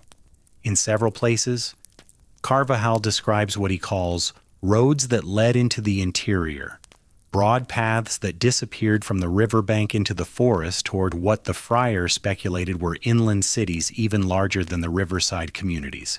He could not follow these roads. The expedition's survival depended on staying with the river. But their existence suggested that what the Spaniards could see from the water was merely the visible edge of a much larger civilization. The ceramics caught Carvajal's attention particularly. In villages that the expedition entered briefly, either through successful negotiation or by landing at settlements whose inhabitants had fled at their approach, they found pottery of extraordinary quality and beauty. Bowls, jars, and ceremonial vessels decorated with painted designs of such intricacy and artistry that Carvajal compared them favorably to the finest European work. The designs depicted animals, geometric patterns, and human figures in styles that varied from community to community, suggesting distinct cultural traditions within a broader civilizational framework. One vessel Carvajal notes was the most beautiful thing I had ever seen, glazed with every color, so vivid and bright that it astonished. These were not the products of isolated subsistence communities. They were the material culture of a complex society with specialized craftspeople, aesthetic traditions, and trade networks that distributed goods across significant distances. For nearly 500 years after Carvajal published his account, European scholars dismissed these descriptions as fantasies. The Amazon basin, they argued, could not support large populations. The soil was too poor, the conditions too hostile, the agricultural potential too limited. Carvajal had exaggerated, or lied, or hallucinated. The large settlements, the cultivated fields, the sophisticated pottery, the roads leading to inland cities, all of it was relegated to the category of conquistador myth-making, ranked alongside El Dorado itself as an example of European credulity and self-serving fiction. It was not until the late 20th and early 21st centuries that archaeological evidence began to vindicate Carvajal's account in its essential details. Satellite imagery revealed vast networks of geometric earthworks in the western Amazon, as it's precisely the kind of large-scale construction that would require organized labor and central authority. Soil analysis identified enormous zones of terra preta, dark, anthropogenically enriched earth created by centuries of deliberate soil management, a technology that transformed the Amazon's notoriously poor soil into some of the most fertile land in the tropics. Population estimates for the pre-contact Amazon basin were revised dramatically upward, from a few 100,000 to potentially 8 to 10 million people, organized into complex societies that were subsequently destroyed so completely by European diseases, which traveled along trade routes far faster than Europeans themselves, that by the time later explorers arrived, the civilizations Carvajal had described had simply ceased to exist. The empty jungle that Europeans took to be the Amazon's natural state was, in fact, a post-apocalyptic landscape, the aftermath of a demographic catastrophe so total that it erased not only the people but almost every physical trace of their existence. Carvajal was not a liar. He was a witness to a world that was already dying, and he was the only person who wrote down what he saw before it disappeared. The most famous and most disputed passage in Carvajal's chronicle concerns the encounter that gave the river its European name. In late June 1542, roughly 7 months after the boat had left Gonzalo's camp, the expedition entered a stretch of river controlled by a particularly powerful and organized people. The attack that came was the most ferocious they had yet experienced. War canoes filled the river in numbers that Carvajal estimates in the dozens, each carrying warriors who fought with a disciplined coordination unlike anything the Spaniards had previously encountered. The warriors pressed their attack with a persistence that pushed the Spanish to the limits of their defensive capability, returning again and again despite crossbow fire and harquebus shots closing to melee range where the Spaniards' swords were effective, but where the sheer number of attackers threatened to overwhelm the two boats. And among these warriors, Carvajal reports, were women. Not women in the general sense, not the wives or daughters of warriors pressed into service by emergency, but female combatants who fought in the front ranks, and who commanded the male warriors around them, and who demonstrated a ferocity and skill that exceeded, in Carvajal's telling, that of their male counterparts. He describes them as tall, muscular, light-skinned, and fighting naked from the waist up, their hair long and braided, their arrows finding their marks with deadly accuracy. They gave no ground. When male warriors attempted to retreat, these women drove them back into the fight with blows and commands. They were, in every sense that Carvajal could observe, the leaders of the attack. Orellana, drawing on his knowledge of indigenous languages and on conversations he had managed with captives and willing informants at earlier points in the journey, identified these women as members of an all-female warrior society that lived in settlements away from the river, in the interior. He reported, and Carvajal recorded, that these women lived without permanent male companions, that they took men from subject tribes for purposes of reproduction, and then returned the male children while keeping the females, and that they ruled over significant territory with an authority that was feared and respected by the surrounding peoples. The Spaniards, steeped in classical education despite their frontier roughness, immediately recognized the parallel. These were Amazons, the warrior women of Greek mythology transplanted from the realm of legend into the green reality of the South American interior. Orellana named the river in their honor, Rio de las Amazonas, the River of the Amazons. What actually happened during this encounter has been debated ever since. Were there genuinely female warriors fighting in the vanguard? Carvajal was writing from the middle of a chaotic battle, half-blinded by his recently lost eye, exhausted and starving. The warriors were painted, ornamented, and fighting at a distance that made precise observation difficult. The possibility that he misidentified long-haired, decorated male warriors as women cannot be dismissed. Nor can the possibility that he saw exactly what he described.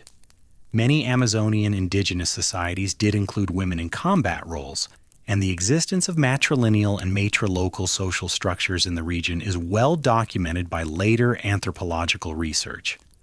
The truth, as with so much of this chronicle, lies somewhere in the space between skepticism and credulity, in a space that the destruction of the civilizations Carvajal witnessed has made permanently inaccessible to certainty. What is not debatable is the consequence of the naming. The largest river on Earth bears the name that Orellana gave it during a battle fought by starving men in leaking boats against warriors who may or may not have included women in their ranks. It is one of the strange facts of history that the geographical nomenclature of an entire continent can hinge on a single observation made under impossible conditions by a man with one eye. The journey continued. Below the territory of the supposed Amazons, the river system expanded into dimensions that strained credulity. Tributaries entered that were themselves rivers of continental scale, the Madeira, the Tapajos, the Xingu, each one adding its volume to a main channel that was now so wide that Carvajal frequently could not see both banks simultaneously. The current was relentless, even carrying the boats eastward at speeds that consumed geography at a rate the men could scarcely comprehend. They were covering distances in single days that had required weeks of overland travel. The river was doing the work that the jungle had refused to let them do on foot, moving them through the continent with an efficiency that felt less like travel and more like being swallowed. The attacks continued, though their frequency and intensity varied with the political geography of the riverbanks. Some stretches were peaceful. The boats would drift for days past forested banks with no sign of habitation, the silence broken only by the splash of river dolphins and the distant screech of macaws. Then the clearings would reappear, and the canoes would emerge from tributary mouths, and the arrows would fly, and the men would crouch behind the gunwales and bail blood-tinged water from the bilge and wonder whether this bend in the river or the next would be the one they did not survive. The food situation oscillated between adequacy and crisis, with a rhythm dictated by the disposition of the riverside communities. Friendly or frightened settlements provided food through trade or abandonment. Hostile settlements provided nothing, and the Spaniards would drift for days without eating, their bodies cycling through the now familiar stages of hunger. The initial gnawing discomfort, the strange second-day clarity when the body began consuming its own reserves, the third-day weakness when the muscles turned to water, and the mind began producing thoughts that felt more like dreams than waking cognition. Then a friendly settlement and food, and the cycle would reset. Orellana held his men together through a combination of linguistic diplomacy, tactical competence, and the simple fact that there was nowhere else to go. The river offered no exits. The jungle on either side was as impassable as it had ever been. The only way out was forward, downstream, toward whatever waited at the river's mouth. Whether that was the Atlantic Ocean or some other body of water or simply more river extending infinitely into the unknown, no one aboard the boats could say with certainty. They were navigating by faith in the general principle that rivers eventually reach the sea, a principle that had served European geography well in the past, but that had never been tested on a river of this scale, in a continent whose true dimensions were not yet understood. The months passed. The wet season gave way to something marginally drier, the daily deluges diminishing from biblical to merely torrential. The river's character changed subtly as it approached the sea. The current slowed slightly, the banks grew lower and marshier, the water took on a brackish taste that suggested the ocean's proximity. Tidal influences began to appear. The water level rising and falling with a rhythm that corresponded to no pattern the river itself could produce. The men tasted salt on their lips when spray broke over the bow. And then, on a day in August 1542, approximately 8 months after leaving Gonzalo's camp, approximately 18 months after the expedition had departed Quito, Francisco de Orellana's 2 battered boats emerged from the mouth of the Amazon River into the Atlantic Ocean. The transition was not the dramatic revelation that the narrative demands. There was no single moment when the river ended and the sea began. The Amazon's mouth is not a mouth at all, but a vast, gradual dissolution. The river spreading into a maze of channels and islands that extends for over 200 miles. The fresh water mixing with seawater in a zone of turbulence where neither element fully claims authority. The boats passed through this transition zone over a period of days, the banks gradually falling away on either side until there were no banks at all, only water in every direction, brown shading to green shading to the deep, persuasive blue of open ocean. Carvajal records the moment with a restraint that is more powerful than any exclamation could be. The men looked at the sea. Some prayed, some wept. Most simply stared, in their faces blank with the particular exhaustion of men who had survived something that could not be survived, who had reached a destination that was not a destination at all, but merely the place where the river stopped carrying them and the ocean began. They had traveled approximately 4,000 miles. They had navigated the entire length of the Amazon River, from the Andean tributaries to the Atlantic coast. They had passed through the territories of hundreds of indigenous peoples, fought dozens of battles, survived months of starvation, and documented, however imperfectly, the existence of civilizations that the rest of the world would spend centuries refusing to believe in, and they had done none of it on purpose. The ocean, which should have meant salvation, presented instead a new category of danger.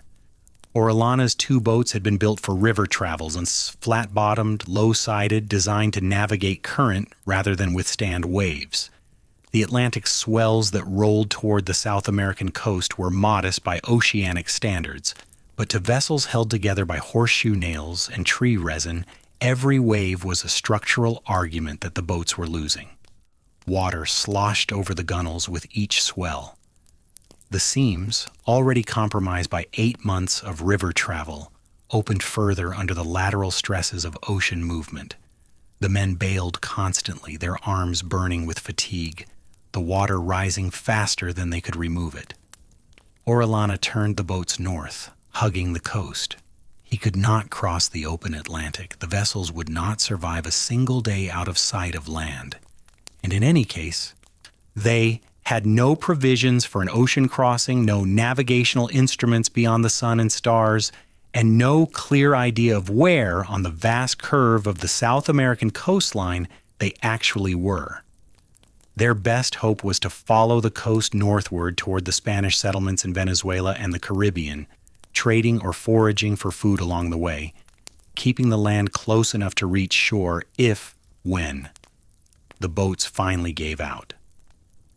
The coastal journey lasted roughly 2 weeks and covered approximately 1,000 additional miles, a distance that sounds impressive until one considers that these men had already traveled 4,000 miles on the river, and that every additional mile in their disintegrating boats was a negotiation with drowning. The coastline slid past in a monotony of mangrove and mudflat, on the green edge of the continent blurring into the green edge of the sea. The distinction between river mouth and ocean shore almost irrelevant in a landscape where water was the dominant element in every direction. They stopped where they could. Small coastal settlements, some indigenous, some showing signs of earlier Spanish contact, provided intermittent food and fresh water. At one stop, they managed to repair the worst of the 2 boats, replacing several planks and recaulking the seams with a mixture of local pitch and palm fiber. The repair was adequate rather than good, a temporary fix applied to a vessel that was beyond permanent fixing, but it bought them time, and time was the only currency they had left. On September 11, 1542, Orellana's boats arrived at the Spanish settlement of Cubagua, a small island off the coast of what is now Venezuela. The settlement was a pearl fishing station, one of the earliest and most marginal outposts of Spanish colonial enterprise in the Caribbean, a place sustained by the extraction of oysters from the surrounding seabed and by the forced labor of indigenous divers who held their breath until their lungs bled. It was not an impressive destination, but it was Spanish. It had food. It had shelter. And for the 57 men who staggered ashore from boats that were, by this point, floating only through some combination of habit and miracle, it was the first solid ground beneath their feet that did not belong to someone who was trying to kill them. The arrival at Cubagua marks the end of Orellana's river journey and the beginning of its transformation into something else. A story. Yeah, a report. A claim of discovery that would travel back across the Atlantic to the Spanish court and from there into the permanent record of human exploration. Orellana and Carvajal had survived. Their chronicle had survived. And the knowledge they carried of a river system vaster than anything Europeans had imagined, of civilizations lining its banks in numbers that defied European assumptions about the New World's interior, of a continent whose true scale was only now beginning to be understood. This knowledge would reshape European geography, even as much of it was simultaneously dismissed as exaggeration. But survival, for Orellana, carried a price that would take years to collect. He had accomplished something extraordinary, but he had accomplished it by failing to do what he had been sent to do. Gonzalo Pizarro had ordered him to find food and return. He had found something far greater than food, but he had not returned. And in the moral economy of the Spanish conquest, where loyalty was the supreme virtue and desertion the supreme crime, the distinction between could not return and did not return was a gap through which a man's reputation could fall and never be recovered. The news of Orellana's journey reached Spain in fragments, carried by letters and returning colonists, reassembled in the corridors of the royal court from partial accounts and second-hand reports. The reaction was mixed in a way that perfectly captured the contradictions of the Spanish colonial enterprise. On one hand, and the discovery of the Amazon, or the full navigation of the greatest river system on the planet, was a geographical achievement of the first magnitude. It expanded the known world. It suggested resources and territories that could enrich the crown. It was precisely the kind of bold, transformative discovery that the Spanish court had been funding and encouraging since Columbus. On the other hand, it had been achieved through what Gonzalo Pizarro was already characterizing as an act of treachery: the abandonment of a royal governor and 4,000 souls in the middle of an uncharted wilderness. Orellana traveled to Spain in 1543 to present his case directly to the crown. He brought Carvajal's chronicle, his own testimony, and the physical evidence of his journey, maps, observations, and descriptions of the peoples and resources he had encountered. He presented himself not as a deserter, but as a discoverer, a man who had been carried by circumstance into one of the great finds of the age. The current, he argued, had made return impossible. His men had been too weak, the river too strong, the boat too fragile. He had faced a choice between certain death by attempting the return upstream and possible survival by continuing forward. He had chosen survival. Any reasonable man would have done the same. The crown practiced in the art of adjudicating competing claims between conquistadors whose mutual accusations were as reliable as their mutual ambitions, chose a pragmatic course. It accepted Orellana's account. It granted him the right to mount a return expedition to the Amazon, a governorship in principle over the territories he had traversed, with the authority to colonize and exploit whatever he found there. The charge of desertion was quietly set aside, not because the crown believed Orellana's version over Gonzalo's, but because the potential value of the Amazon was too great to sacrifice on the altar of one conquistador's grievance. Orellana spent more than a year assembling his return expedition. He married a young Spanish woman named Ana de Ayala, who, in one of those details that reminds us that these historical figures had private lives as complex and improbable as their public ones, insisted on accompanying him back to the Amazon. He recruited colonists, acquired ships, and gathered the supplies necessary for establishing a permanent settlement in a region he knew from personal experience to be one of the most hostile environments on the planet. The preparations were hampered by insufficient funding. The crown had authorized the expedition, but had not financed it generously, and Orellana was forced to rely on personal funds, borrowed money, and the speculative investment of men who believed his descriptions of Amazonian wealth. The return expedition departed Spain in May 1545 with 4 ships and several hundred colonists. It was inadequate from the beginning, undermanned, undersupplied, and organized with a haste that reflected Orellana's anxiety about competitors who might claim the Amazon before he could return. The Atlantic crossing was brutal. One ship was lost before reaching the South American coast. Disease broke out among the colonists, killing dozens in the cramped, fetid conditions below decks.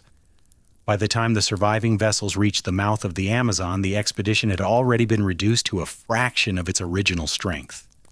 What followed was a grim repetition of the pattern that seemed to govern all European contact with the Amazon basin. The colonists entered the river's mouth and were immediately swallowed by the same vast, indifferent machinery of water and forest that had consumed Gonzalo's expedition 3 years earlier. The remaining ships proved too large for river navigation and were abandoned or broken up. The colonists, few of whom had any experience of tropical conditions, began dying of the familiar litany: malaria, dysentery, starvation, and a snake bite. The accumulated erosion of human vitality by an environment that seemed engineered to reject foreign organisms. Orellana himself fell ill. The man who had survived 8 months on the river, who had fought his way through dozens of indigenous attacks, who had navigated 4,000 miles of unknown water with one eye and an indomitable will. This man was brought low by a fever that the jungle administered with the same impersonal efficiency with which it administered everything else. He died in November 1546, somewhere along the lower Amazon, in circumstances that no chronicle records with precision. He was approximately 35 years old. His wife Ana survived him and eventually returned to Spain, carrying the memory of a man who had discovered the greatest river on earth and then returned to it, as though the river had issued an invitation that could not be refused, and the cost of acceptance was everything. Of the several hundred colonists who accompanied Orellana's return expedition, fewer than 100 survived to reach the coast.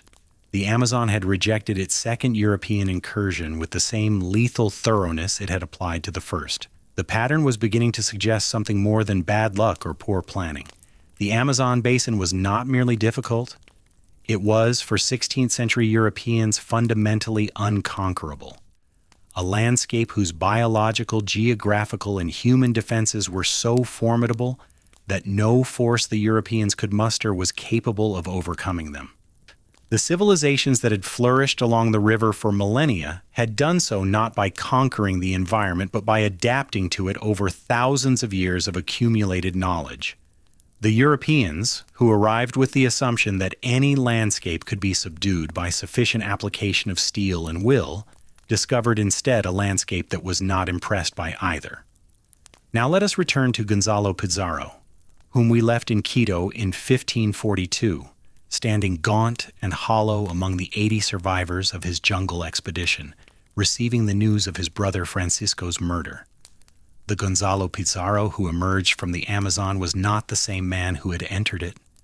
The jungle had stripped him of his army, his reputation, and his illusions about El Dorado, but it had not stripped him of his ambition, if anything. The experience had distilled his character to its most concentrated and dangerous form. Everything soft had been burned away, every doubt, every hesitation, every capacity for the kind of self-reflection that might have led a different man to reassess his relationship with power and conquest. What remained was pure will, hardened by suffering into something that resembled conviction, but functioned more like compulsion. He had survived the worst ordeal the continent could inflict. He was, in his own estimation, owed something by the universe for what he had endured. And the universe, in the form of the political chaos that followed his brother's assassination, seemed to be offering payment. The situation in Peru in 1542 and 1543 was a civil war in everything but name. Francisco Pizarro's assassination had shattered the fragile political order that had held the colony together. The Almagrist faction, followers of Diego de Almagro the Younger, son of Francisco Pizarro's murdered former partner, had seized power in Lima and was governing with the desperate authority of men who knew that the crown would eventually respond to the murder of a royal governor.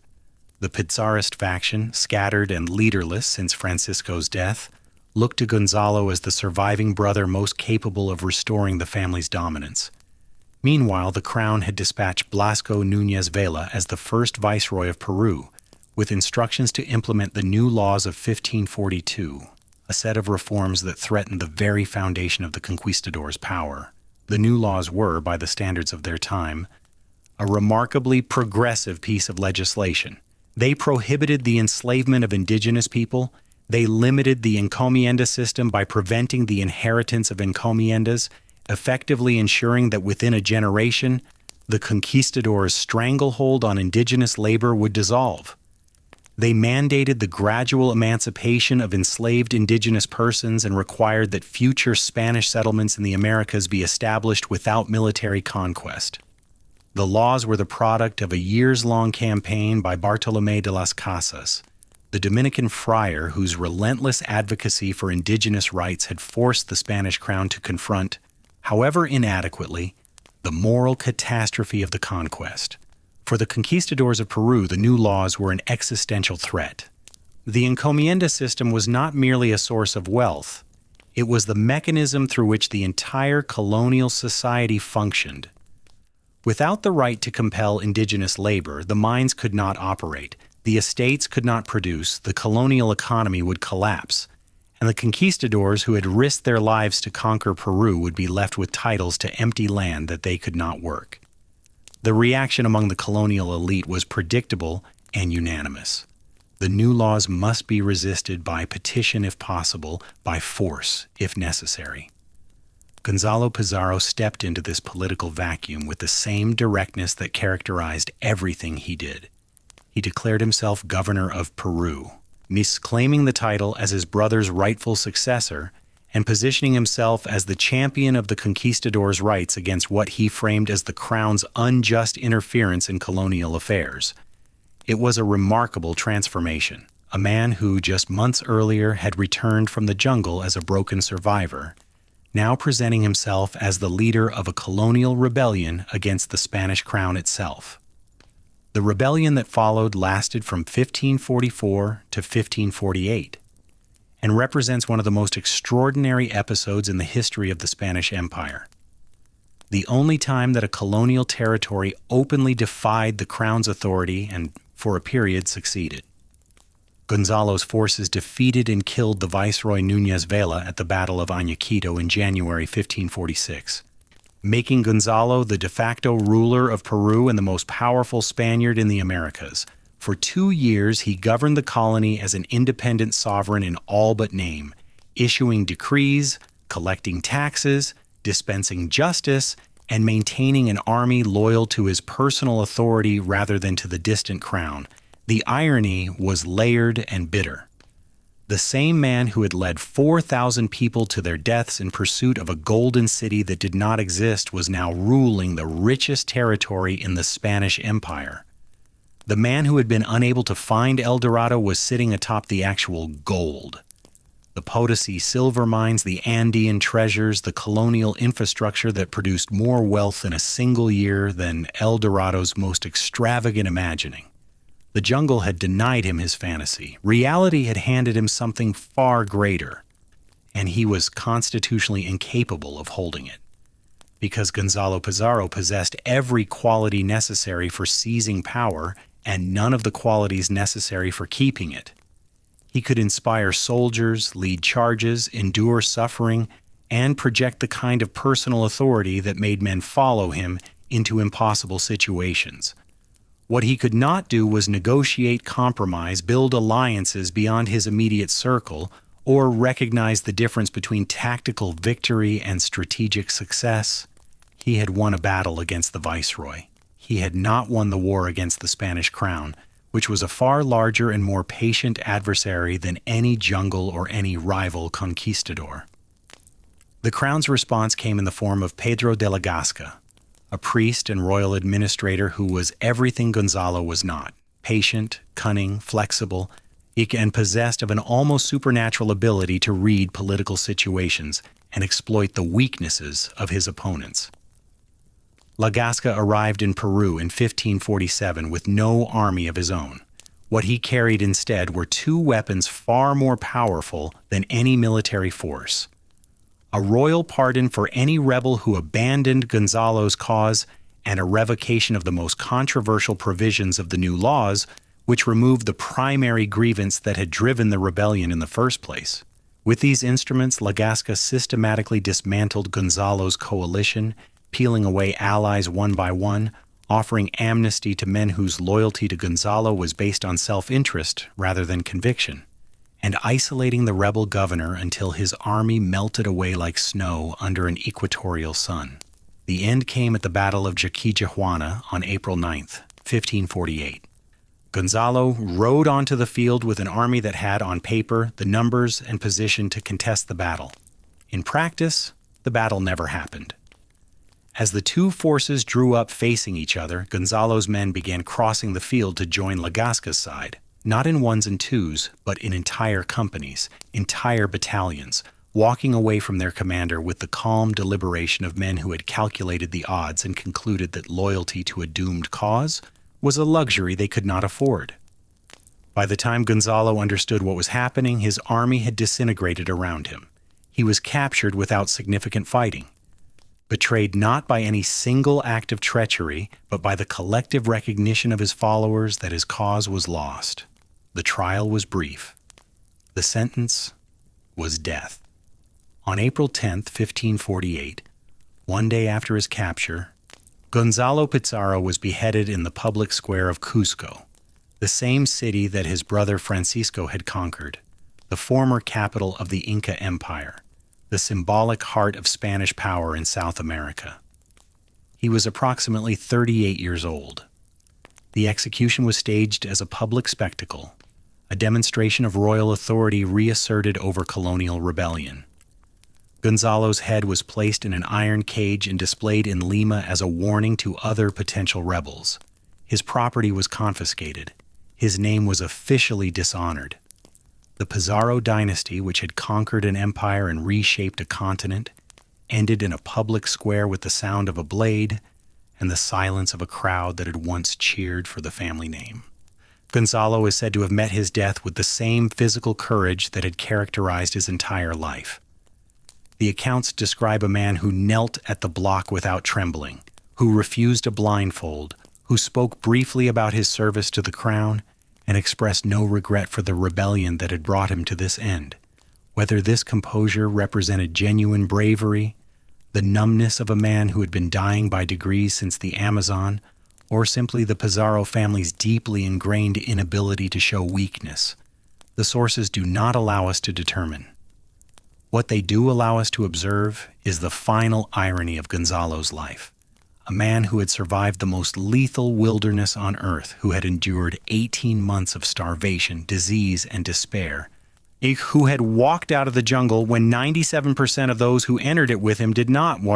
This man was killed not by the Amazon, but by his own ambition, not by the jungle, but by the same political system that had sent him into the jungle in the first place. The stories of the 4,000 indigenous conscripts who died in the jungle produced no trials, no executions, no public displays of justice. Their deaths were recorded when they were recorded at all, as logistical details, entries in a ledger of loss that was maintained by the same system that had compelled them to march. No cages displayed their remains in any public square. No royal decree condemned the men who had chained them and marched them to their deaths. The encomienda system that had conscripted them continued to operate, despite the new laws, for decades after Gonzalo's execution. The moral architecture of the conquest, which classified some deaths as crimes and others as costs of doing business, survived Gonzalo Pizarro by centuries. The Amazon, for its part, continued as it had before the Europeans arrived and as it would after they departed. The river flowed east. The jungle grew.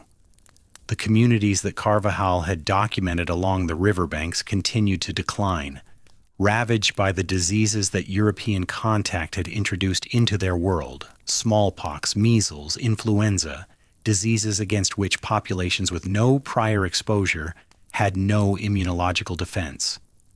The great civilizations of the Amazon basin, which had developed over millennia and which Carvajal had glimpsed at what may have been their final moment of full flourishing, collapsed in the decades following Orellana's passage. Villages emptied, fields returned to forest, roads disappeared under new growth. The terra preta, that remarkable anthropogenic soil, the product of centuries of intelligent land management, continued to enrich the earth long after the people who had created it were gone. A monument more durable than any building, invisible to the untrained eye but legible to the soil scientists who would eventually learn to read it. By the time the next generation of European explorers entered the Amazon basin, the civilizations Carvajal had described were ghosts. The riverbanks that had teemed with settlements were empty. The cultivated fields had reverted to jungle. The sophisticated pottery lay buried under decades of leaf litter and sediment. The Europeans who followed Orellana found exactly what they expected to find: an empty wilderness, a green void, a landscape without history. And they concluded that Carvajal had been lying. The Amazon, they declared, was primeval forest, untouched by human hands, a wilderness that had always been wild. It was one of the great misreadings in the history of human understanding of the natural world, and it persisted for nearly 500 years. The irony compounds itself. The Europeans' diseases destroyed the civilizations. Then the Europeans pointed to the absence of civilizations as evidence that no civilizations had ever existed. The crime erased its own evidence, and the criminals interpreted the absence of evidence as proof of their own assumptions. Carvajal, the one-eyed friar who had recorded what he saw with the urgency of a man who understood that his testimony might be the only record, was dismissed as a fabulist. His chronicle was treated as literature rather than history, ranked alongside the romances of chivalry that the conquistadors carried in their saddlebags. Entertaining, perhaps, but certainly not factual.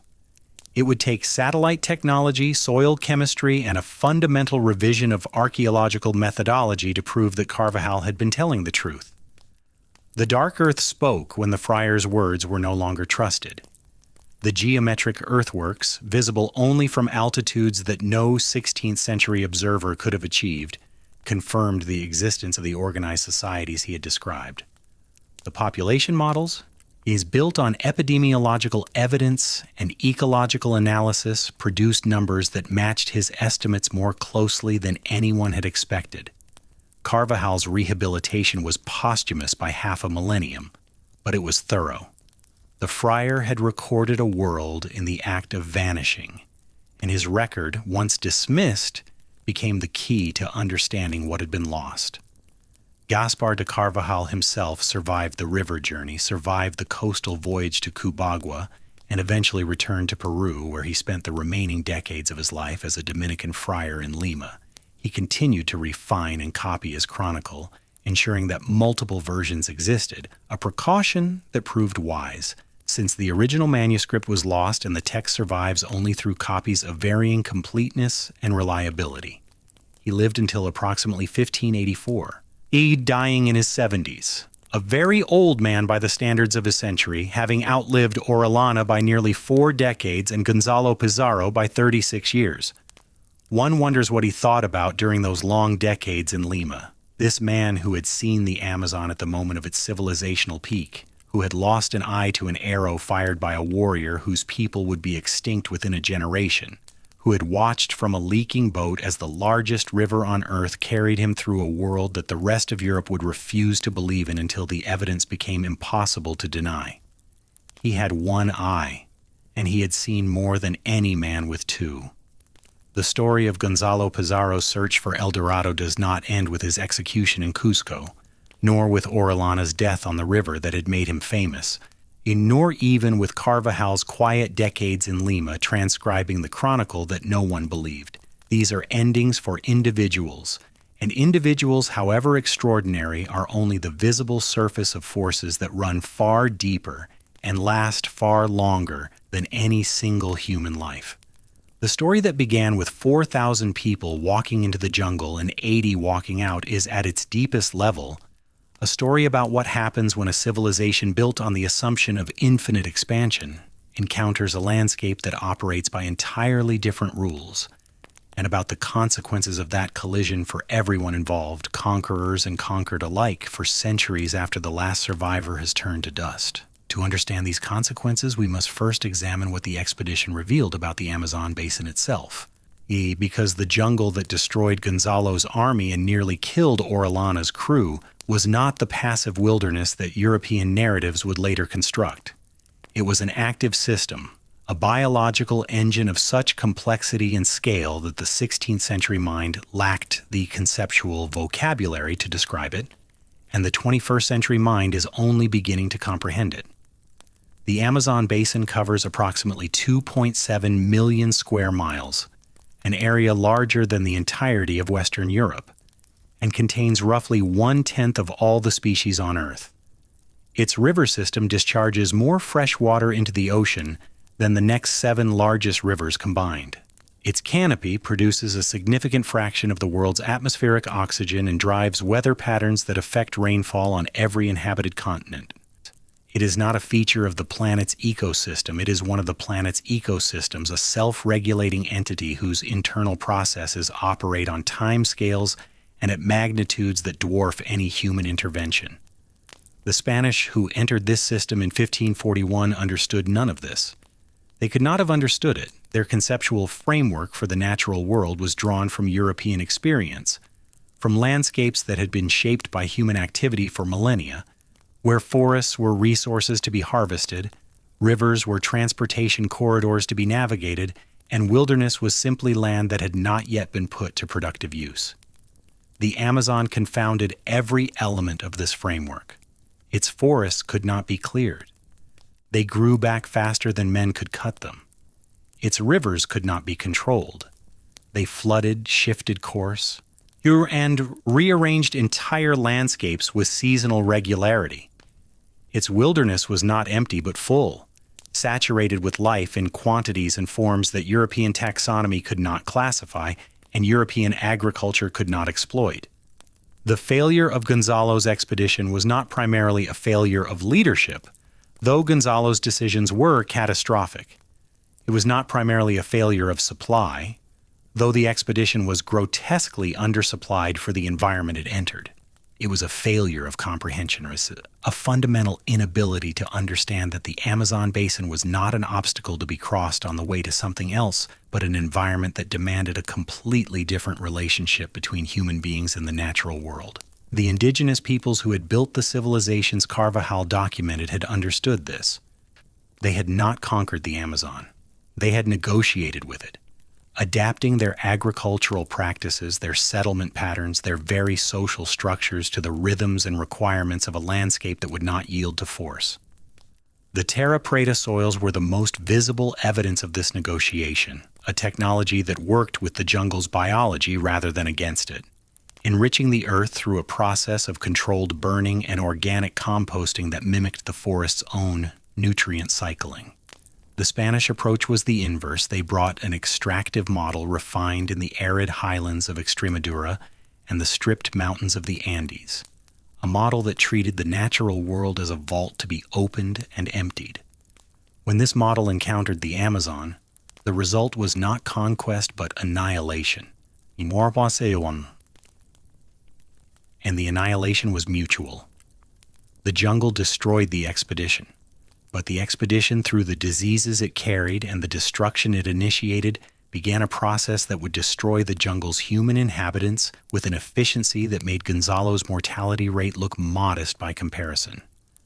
The epidemiological catastrophe that followed European contact with the Amazon basin was not unique to this region. It replicated, with local variations, the pattern that had devastated indigenous populations throughout the Americas since Columbus's arrival in 1492. But the Amazon's characteristics amplified the disaster in ways that were specific to the basin's geography and social structure. The river systems that had sustained the great Amazonian civilizations, serving as highways for trade, communication, and cultural exchange, became, after European contact, highways for disease transmission.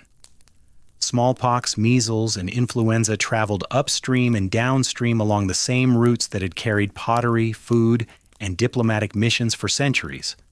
Communities that had never seen a European face were devastated by European diseases that arrived years or even decades ahead of any physical European presence, carried by indigenous traders who had contracted the pathogens through chains of contact that extended back to the coast. The speed of this transmission was devastating. The scale was almost incomprehensible. Modern epidemiological models suggest that the indigenous population of the Amazon basin may have declined by as much as 90 to 95% within a century of first European contact, a demographic collapse that ranks among the largest in human history. To put this in concrete terms, if the pre-contact population of the Amazon basin was, as current estimates suggest, somewhere between 8 and 10 million people, then the post-contact population may have fallen to fewer than 500,000 within 3 or 4 generations. Cities became villages. Villages became empty clearings. Entire linguistic families, entire cultural traditions, entire bodies of accumulated knowledge about how to live within the world's most complex terrestrial ecosystem, all of it vanished. Not in a single dramatic catastrophe, but in a slow, a grinding erasure that proceeded year by year, community by community, family by family, until the silence was so complete that later arrivals mistook it for primeval quiet. This is what the Europeans found when they returned to the Amazon in the 17th and 18th centuries, not the populated, cultivated, politically complex landscape that Carvajal had described, but an apparent wilderness, vast, silent, and, to European eyes, empty. The forests had reclaimed the cultivated fields. The rivers flowed past abandoned banks.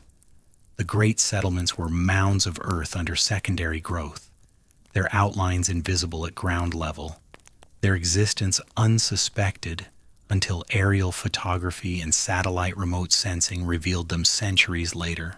The Europeans who explored the basin after Orellana concluded that it had always been this way, that the Amazon was a pristine wilderness, unaltered by human hands, a green cathedral built by nature alone. This conclusion, which persisted in Western scientific thought well into the 20th century, was one of the most consequential errors in the history of ecology. It shaped conservation policy, land use planning, and the very concept of wilderness that Western societies applied not only to the Amazon, but to ecosystems worldwide. The idea that the Amazon was an untouched paradise, beautiful, fragile, and fundamentally separate from human civilization became a foundational myth of the environmental movement. And while the impulse to protect the Amazon from destruction was and remains urgent and necessary, the intellectual framework within which that impulse was expressed was built on a misunderstanding that had its origins in the very catastrophe it sought to prevent. The Amazon was not untouched. It was abandoned. Its apparent wildness was not natural but post-apocalyptic. The regrowth that filled the spaces left by a civilization that European diseases had erased so thoroughly that even the memory of its existence was lost. The implications of this realization, which has only fully crystallized in the past 2 decades through the work of archaeologists like Michael Heckenberger, Eduardo Neves, and others, extend far beyond the Amazon. They force a fundamental reconsideration of the relationship between human civilization and the natural world. If the Amazon basin, the very archetype of untouched wilderness in the Western imagination, was in fact a managed landscape shaped and sustained by human intelligence over millennia, then the category of wilderness itself requires redefinition. The forests that Western environmentalists sought to preserve as pristine were, in many cases, the living remnants of a human-engineered ecosystem whose caretakers had been killed by the very civilization now claiming to protect their creation. The irony is not merely bitter, it is structurally identical to the irony of El Dorado itself. Europeans searching for something that they themselves had destroyed, unable to recognize what was right in front of them because their expectations blinded them to the evidence of their own senses.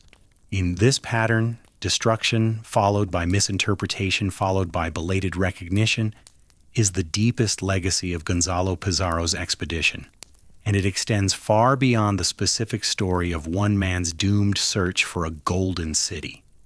It is a pattern that has repeated itself across the Americas, across the colonial world, and across the centuries, with variations in detail but a stubborn consistency in structure. A European expedition enters a non-European landscape. It brings with it assumptions about the landscape's emptiness, primitiveness, or exploitability that are contradicted by observable evidence. The expedition fails to comprehend or deliberately ignores this evidence. The consequences of the expedition, disease, displacement, ecological disruption, then alter the landscape in ways that make the original assumptions appear retroactively to have been correct. The crime produces the conditions that justify the crime. The destruction creates the emptiness that was used to justify the destruction. Gonzalo Pizarro did not invent this pattern, but his expedition enacted it with a clarity and a scale that makes it one of the pattern's most instructive examples. He entered the Amazon expecting to find either a golden kingdom or a worthless wasteland. He found neither. He found instead a landscape of extraordinary complexity inhabited by civilizations of remarkable sophistication. And he failed to recognize any of it because recognition would have required abandoning the assumptions that had brought him there. The cinnamon trees were not a land of cinnamon. The riverside settlements were not El Dorado. The terra preta was not gold.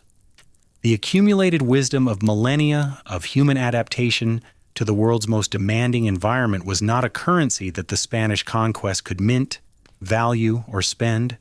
So it was classified as nothing, and the people who possessed it were classified as nothing. And 4,000 of them were marched into the jungle as pack animals and left there to die. The physical landscape of Gonzalo's expedition route has changed less than one might expect in the nearly 5 centuries since his army struggled through it. The eastern slopes of the Andes still drop away into the same bewildering density of green that confronted the Spanish in 1541. The Coca River still flows into the Napo, and the Napo still flows into the Amazon, carrying the same brown burden of Andean sediment toward an Atlantic that has not moved. The climate is similar, the same suffocating humidity, the same torrential rains, the same daily cycle of steam and downpour that turned the expedition's clothing to rot and its morale to despair. A person standing at the approximate location where Gonzalo's expedition descended from the highlands into the lowlands would see today a landscape that is recognizably the landscape Gonzalo saw. The same cathedral canopy, the same vine-choked understory, the same permanent twilight beneath the trees. But the similarity is deceiving, because the Amazon basin of the 21st century is under pressures that would have been unimaginable to anyone in the 16th century. Pressures that threaten to accomplish what Gonzalo's expedition could not, which is the fundamental transformation of the basin from a functioning ecosystem into something else entirely.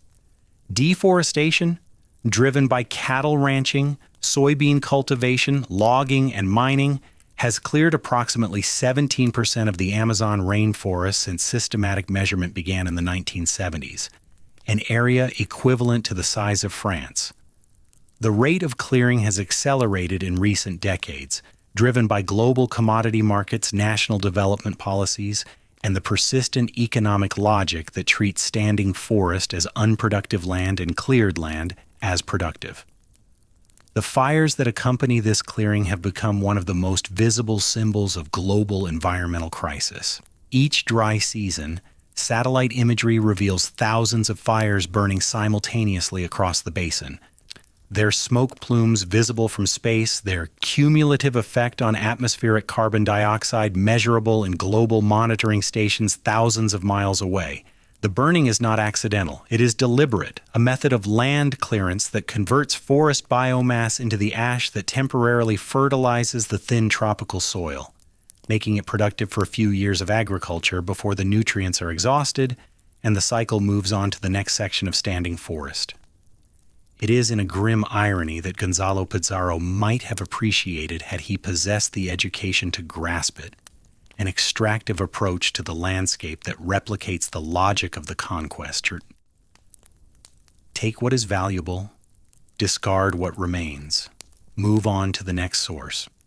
The indigenous peoples who survived the colonial-era demographic collapse and who continue to live in the Amazon basin, several hundred distinct ethnic groups speaking languages from dozens of linguistic families, maintaining cultural traditions that represent some of the longest continuous inhabitation of any landscape on Earth, now find themselves defending their territories against pressures that their ancestors could not have anticipated.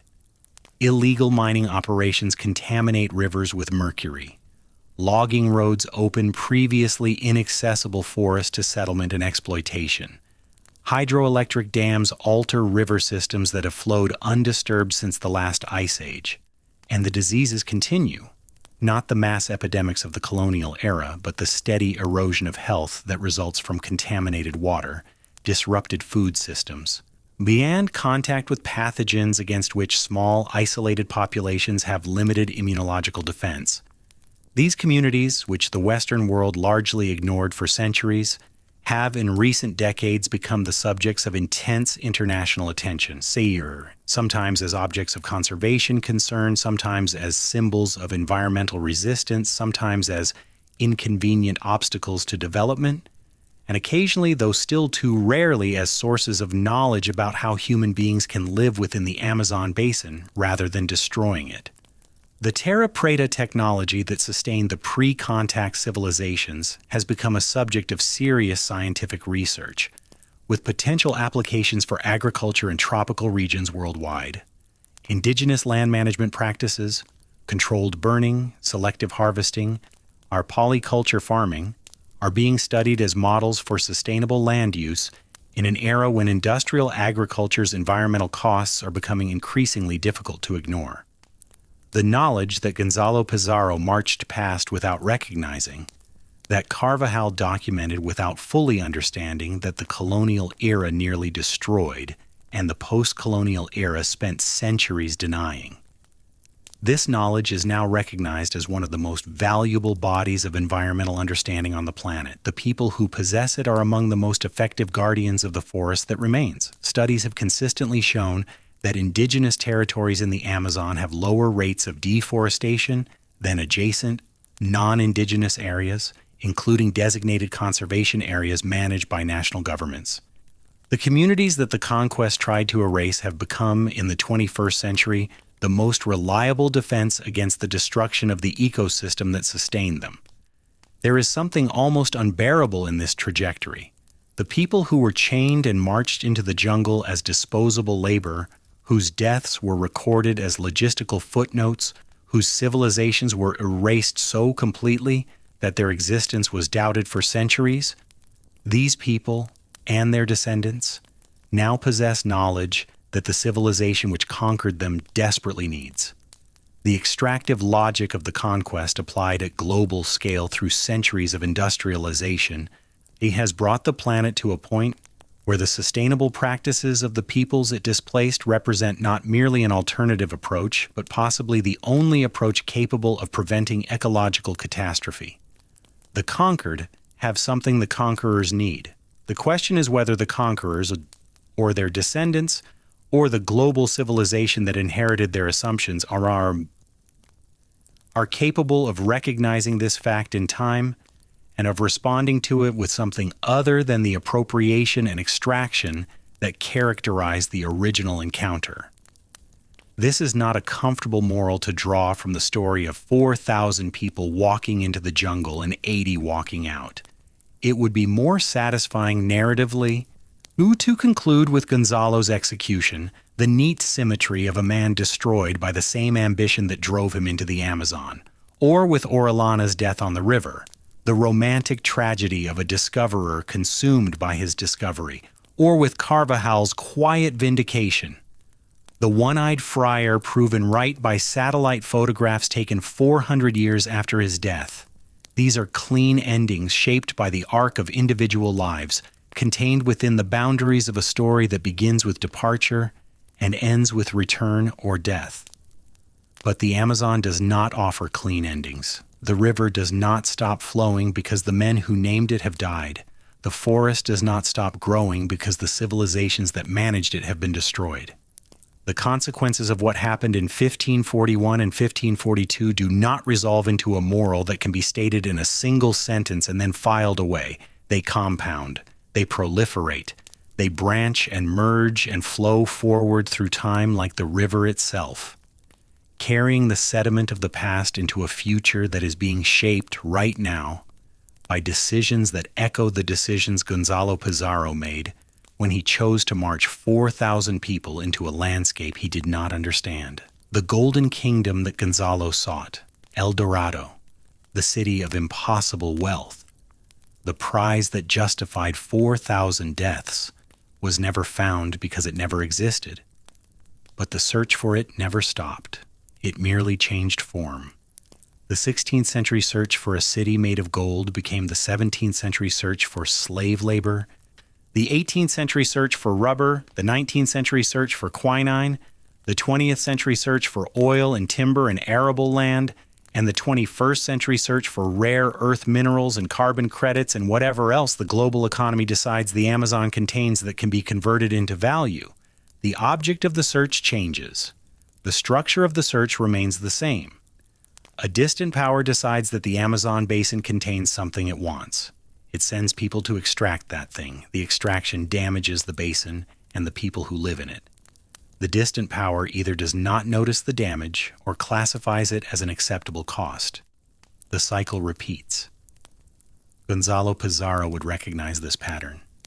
He would not understand the specific commodities. Rubber and oil and carbon credits would mean nothing to him, but he would understand the logic perfectly.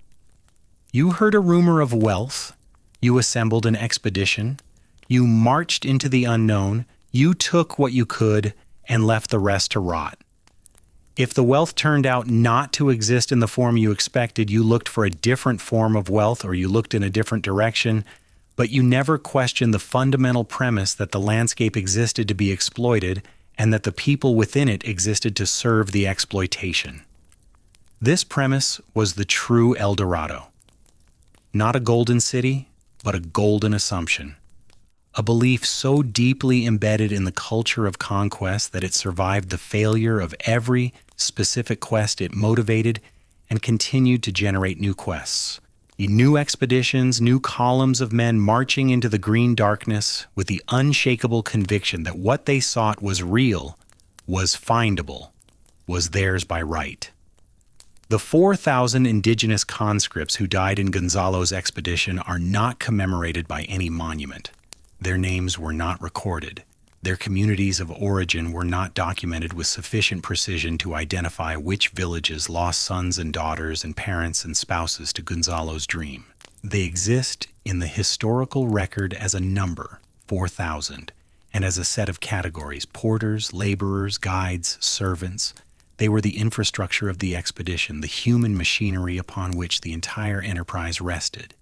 And they were consumed by the enterprise with the same unconscious thoroughness with which the expedition consumed its pigs. So its horses, its dogs, and its shoe leather. To recover their presence in the narrative requires an act of deliberate attention, a refusal to accept the silences of the historical record as evidence of absence rather than evidence of erasure. These were people with individual lives, with families, with knowledge systems, with relationships to the landscape that had sustained their communities for generations. They knew the plants that could nourish and the plants that could kill. They knew the rivers, which ones flooded when, which tributaries led where, which stretches harbored dangerous currents or hostile communities. They knew the animals, their behaviors, their habitats, their seasonal patterns. They possessed collectively the very knowledge that would have made the expedition survivable. And they were given no authority to apply it, no voice in the decisions that determined where the column went and how fast and for how long. Their expertise was appropriated when convenient and ignored when it conflicted with Gonzalo's plans, which was most of the time because Gonzalo's plans were built on the assumption that the Amazon operated like the Andes. And the people who could have corrected this assumption were chained together at the back of the column. The image is difficult to hold in the mind because it is so ordinary in its cruelty. Not a single dramatic act of violence, but a sustained, systemic, day-by-day erasure of human agency. The reduction of 4,000 individuals to a logistics problem, their suffering managed rather than prevented, their deaths mourned by no one in the historical record except, presumably, just each other. When a porter collapsed under his load and could not be revived, the load was redistributed and the column moved on. When a guide was unable to provide the information the Spanish demanded, because the question was wrong, or because the landscape ahead was genuinely unknown to him, or because he understood that the information would lead to more suffering, the consequences fell on him. When the food ran out, the indigenous members of the expedition were the last to eat and the first to starve. This is not incidental to the story. It is the story. The grandeur of the narrative, the river, the jungle, the impossible distances, the accidental discovery of the Amazon, rests on a foundation of coerced human labor and unremarked human death. Every league of Gonzalo's eastward march was measured in indigenous bodies. Every plank of Orellana's boat was shaped by indigenous hands. Every day that the expedition survived was a day that indigenous knowledge, indigenous labor, and indigenous suffering purchased for men who did not consider the currency they were spending. The challenge for any telling of this story is to hold both realities simultaneously: the extraordinary and the terrible, the adventure and the atrocity, the discovery and the destruction. It would be easier to tell one without the other.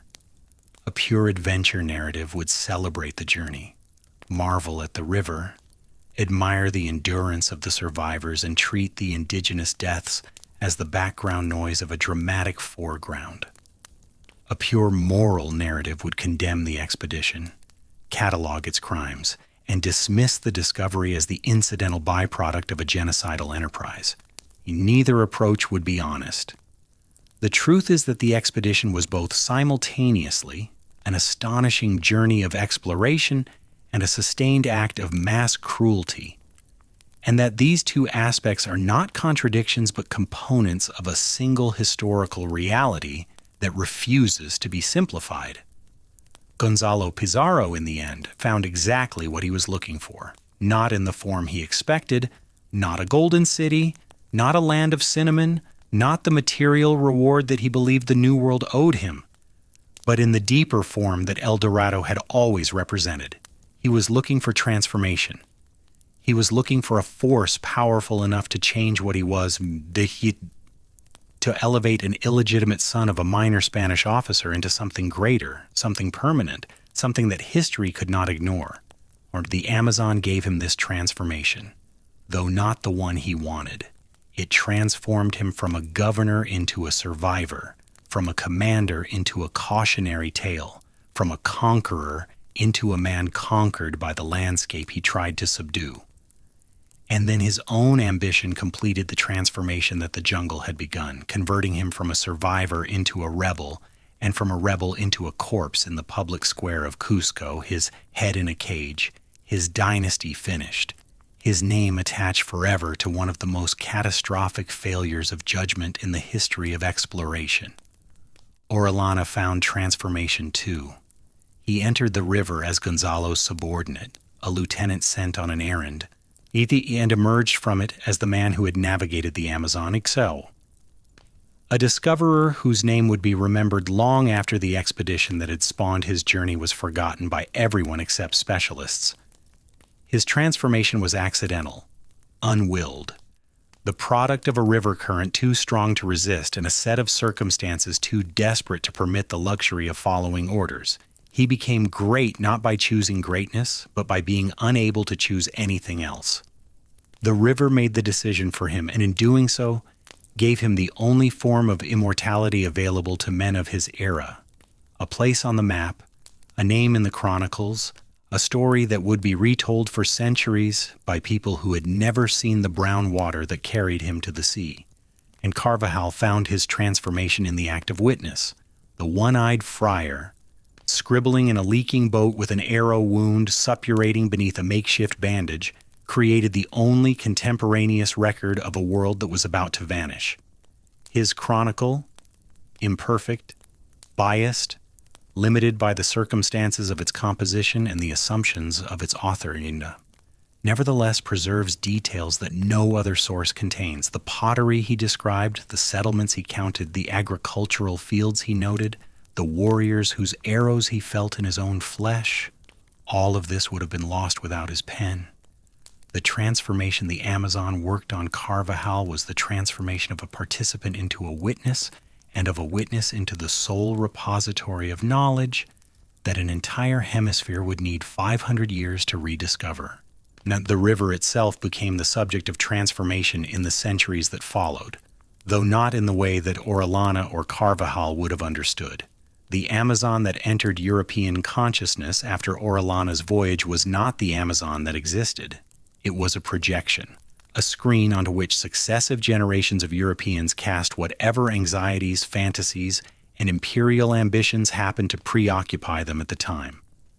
The river that Carvajal had described with such careful, empirical attention, noting its width, its tributaries, its communities, its agricultural zones, was almost immediately mythologized into something that bore only a passing resemblance to the geographical reality. It became the River of the Amazons, named for warrior women who may or may not have existed, and from that moment forward, the mythological framing would prove more durable than the factual one. The cartographers were the first to transform the river. In the decades following Orellana's voyage, European mapmakers incorporated the Amazon into their representations of South America with an enthusiasm that far exceeded their actual knowledge of the river's course. Early maps show the Amazon as a single, confident line running from the Andes to the Atlantic, a simplification so radical that it amounted to fiction, flattening the labyrinthine complexity of the basin's thousands of tributaries, its seasonally shifting channels, its vast flooded forests, and its archipelagos of river islands into a single cartographic gesture. The maps were beautiful. They were also, in the way that mattered most, lies. Not deliberate lies, perhaps, but lies of omission and compression that made the Amazon appear knowable, navigable, and therefore exploitable in ways that the actual river stubbornly refused to be. These maps traveled back across the Atlantic and into the courts of European monarchs, the counting houses of European merchants, and the studies of European scholars, carrying with them the implicit promise that the Amazon was a highway waiting to be used. If a river connected the Andes to the Atlantic, then surely it could serve as a corridor for trade, for military movement, for the transportation of whatever wealth the interior contained. The fact that Orellana's journey had demonstrated precisely the opposite, that the river was not a highway but a one-way current through hostile territory, that it could carry men downstream but not back up, in that the communities along its banks were not trading partners but sovereign peoples who would fight to defend their territory. This fact was submerged beneath the cartographic confidence of clean lines and Latin labels. The Portuguese, whose colonial territory in Brazil encompassed the Amazon's mouth and much of its lower course, were the first to attempt systematic exploitation of the river system.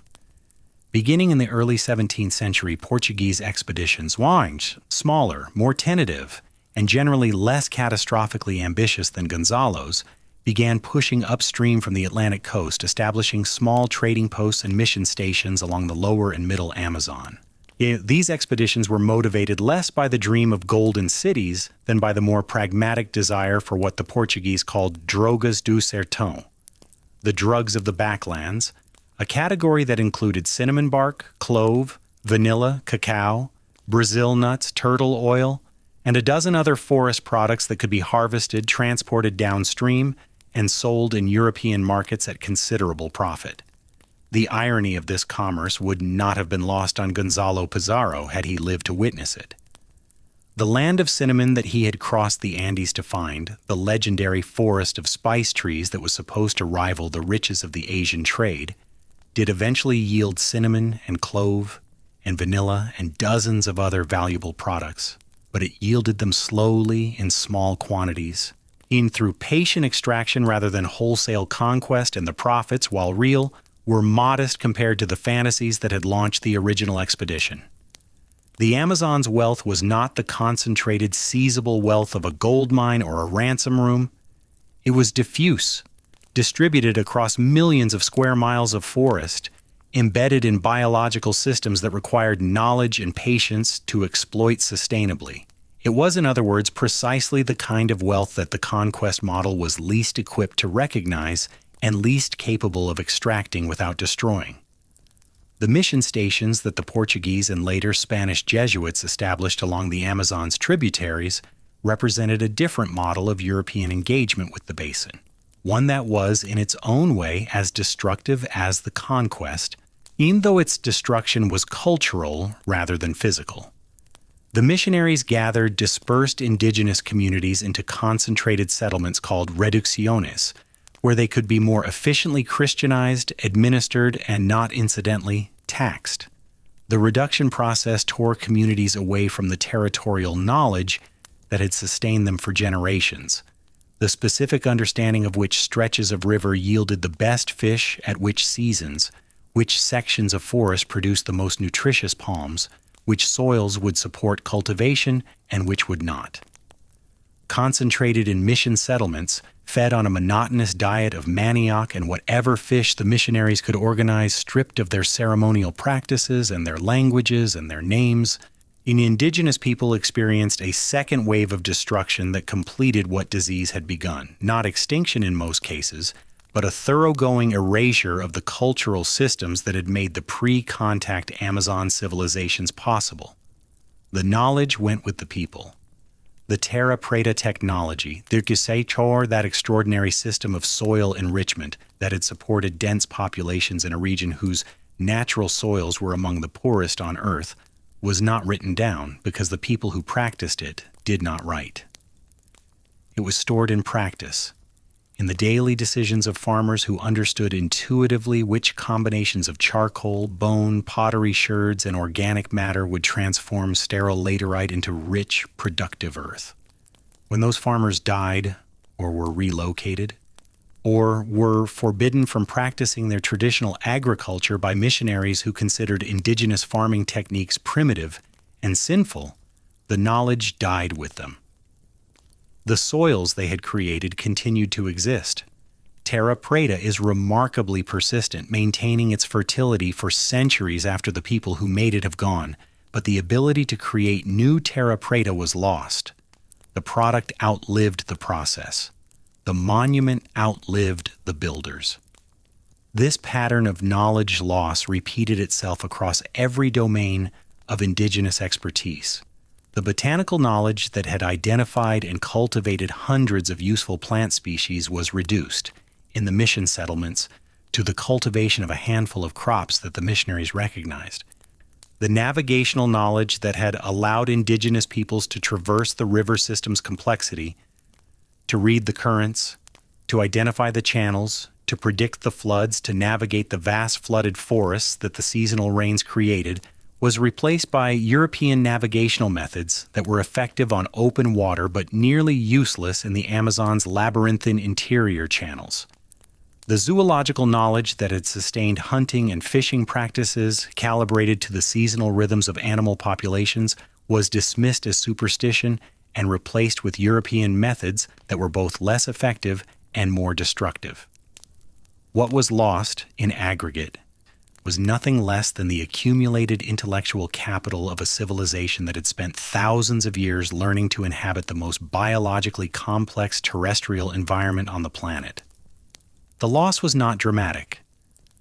There was no burning library, no single catastrophic event that can be pointed to and mourned. It was gradual, incremental, and largely invisible to the European observers who were causing it, because the knowledge that was being destroyed did not take forms that Europeans recognized as knowledge.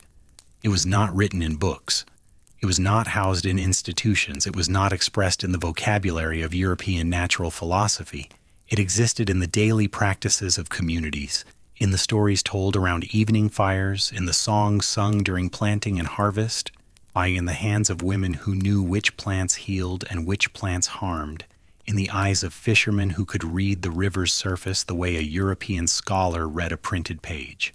And when the communities were disrupted, the fires extinguished, the songs silenced, and the practitioners scattered or dead, the knowledge simply ceased to exist as completely and as irrecoverably as if it had never been. The rubber boom of the late 19th and early 20th centuries brought the next great wave of destruction to the Amazon basin, and it brought with it a form of cruelty that would have been familiar to the 4,000 indigenous conscripts who had carried Gonzalo Pizarro's supplies into the jungle 3.5 centuries earlier. The discovery that latex from the rubber tree, Hevea brasiliensis, being a species native to the Amazon basin, could be vulcanized into a durable, elastic material with virtually unlimited industrial applications, created a demand so intense and so sudden that it reshaped the entire basin within a generation. The rubber barons who controlled the trade operated through a system of debt peonage that was, in its essential structure, the encomienda reborn. Indigenous people and mixed-race caboclo workers were advanced goods, tools, food, clothing, skeet prices set by the patron, then required to repay the debt through rubber collection at prices also set by the patron. The arithmetic was designed to ensure that the debt could never be repaid, binding the worker to the patron in perpetuity, generation after generation. In a system that was technically not slavery only because the legal fiction of debt created the appearance of a contractual relationship. The violence that enforced this system, the beatings, the mutilations, the murders that were documented with horrifying specificity by investigators like Roger Casement and Eugène Robuchon, was of a character and intensity that matched anything the conquest era had produced. The most notorious atrocities occurred in the Putumayo region of the western Amazon, the same general area through which Gonzalo's expedition had passed in 1541. The Peruvian Amazon Company, operated by the rubber baron Julio Cesar Arana, enslaved thousands of indigenous Witoto, Bora, and Okena people and subjected them to a regime of forced labor, systematic torture, and casual murder that reduced the indigenous population of the Putumayo by an estimated 30,000 people in less than 2 decades. Workers who failed to meet their rubber quotas were flogged with tapir hide whips until their skin hung in strips.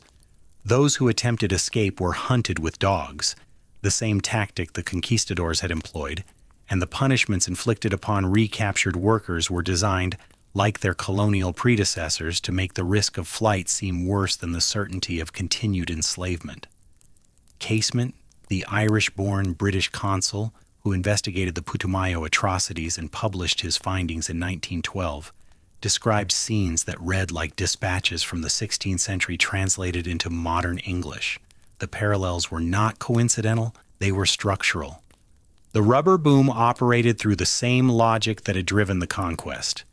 The assumption that the Amazon's resources existed to be extracted, that the indigenous people who lived among those resources existed to perform the extraction, and that the suffering this arrangement produced was either invisible, irrelevant, or justified by the profits it generated.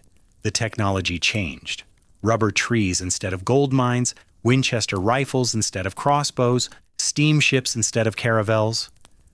But the underlying relationship between external demand, local extraction, and indigenous suffering remained constant across 4 centuries. The rubber boom collapsed in the 1910s when British smuggled rubber tree seeds cultivated in the more controlled environment of Southeast Asian plantations. Undercut the wild harvested Amazonian product on price and reliability. The collapse was swift and total, leaving behind a landscape littered with the ruins of an extractive economy that had briefly made Manaus and Belém 2 of the wealthiest cities in the Americas. The Opera House in Manaus, built during the boom with Italian marble, French chandeliers, and English steel, its dome tiled in the green and gold of the Brazilian flag, became the most photographed symbol of the boom's hubris, a monument to the belief that the Amazon's wealth could be captured, refined, and displayed in European forms without reference to the cost of its extraction. The indigenous peoples who had survived the rubber boom retreated deeper into the basin's interior, seeking the distance from European contact that had become, over 4 centuries, their most reliable survival strategy. Communities that had once maintained extensive networks of trade and communication along the river systems withdrew into the headwaters and the interfluvial zones, the spaces between the major rivers where the forest was densest, the access most difficult, and the likelihood of European intrusion lowest. This strategic retreat saved lives, but it also reinforced the European perception of indigenous Amazonians as isolated, primitive, and few in number, a perception that was the product of the retreat itself rather than evidence of some original condition. The Europeans had created the isolation they observed and then interpreted it as proof that the people they were observing had always been isolated. The 20th century brought new extractive pressures to the basin, each one following the pattern established by the conquest and repeated by the rubber boom. Oil exploration in the western Amazon, beginning in the 1960s and 1970s, opened vast areas of previously inaccessible forest to roads, pipelines, and the settler populations that followed infrastructure as reliably as parasites follow blood. In Ecuador, in the very region through which Gonzalo had descended from the highlands, Texaco's operations between 1964 and 1992 dumped an estimated 18 billion gallons of toxic wastewater into rivers and streams that indigenous communities depended on for drinking water, fishing, and bathing. The health consequences, elevated rates of cancer, birth defects, and skin diseases in communities downstream from drilling sites have been documented by epidemiological studies and litigated in courts for decades, with results that have been, at best, inadequate to the scale of the harm. Gold mining. The very activity that Gonzalo had hoped to inaugurate on a grand scale arrived in the Amazon in the modern era not as a state-sponsored expedition, but as a diffuse, chaotic, largely illegal enterprise involving hundreds of thousands of individual garimpiros, small-scale miners who use mercury amalgamation to extract gold from river sediments. The mercury, once it had served its purpose, was dumped into the rivers, where it entered the aquatic food chain, bioaccumulated in fish tissues, and was consumed by indigenous and riparian communities whose protein intake depended on river fish.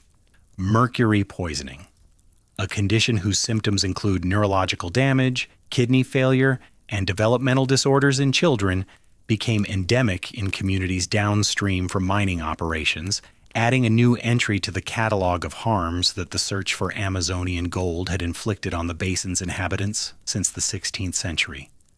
The gold that Gonzalo had sought was there all along, not in the form of a golden city, not in the concentrated, seizable quantities that the El Dorado legend had promised, but distributed through the basin's alluvial sediments in fine particles that required patient, labor-intensive extraction.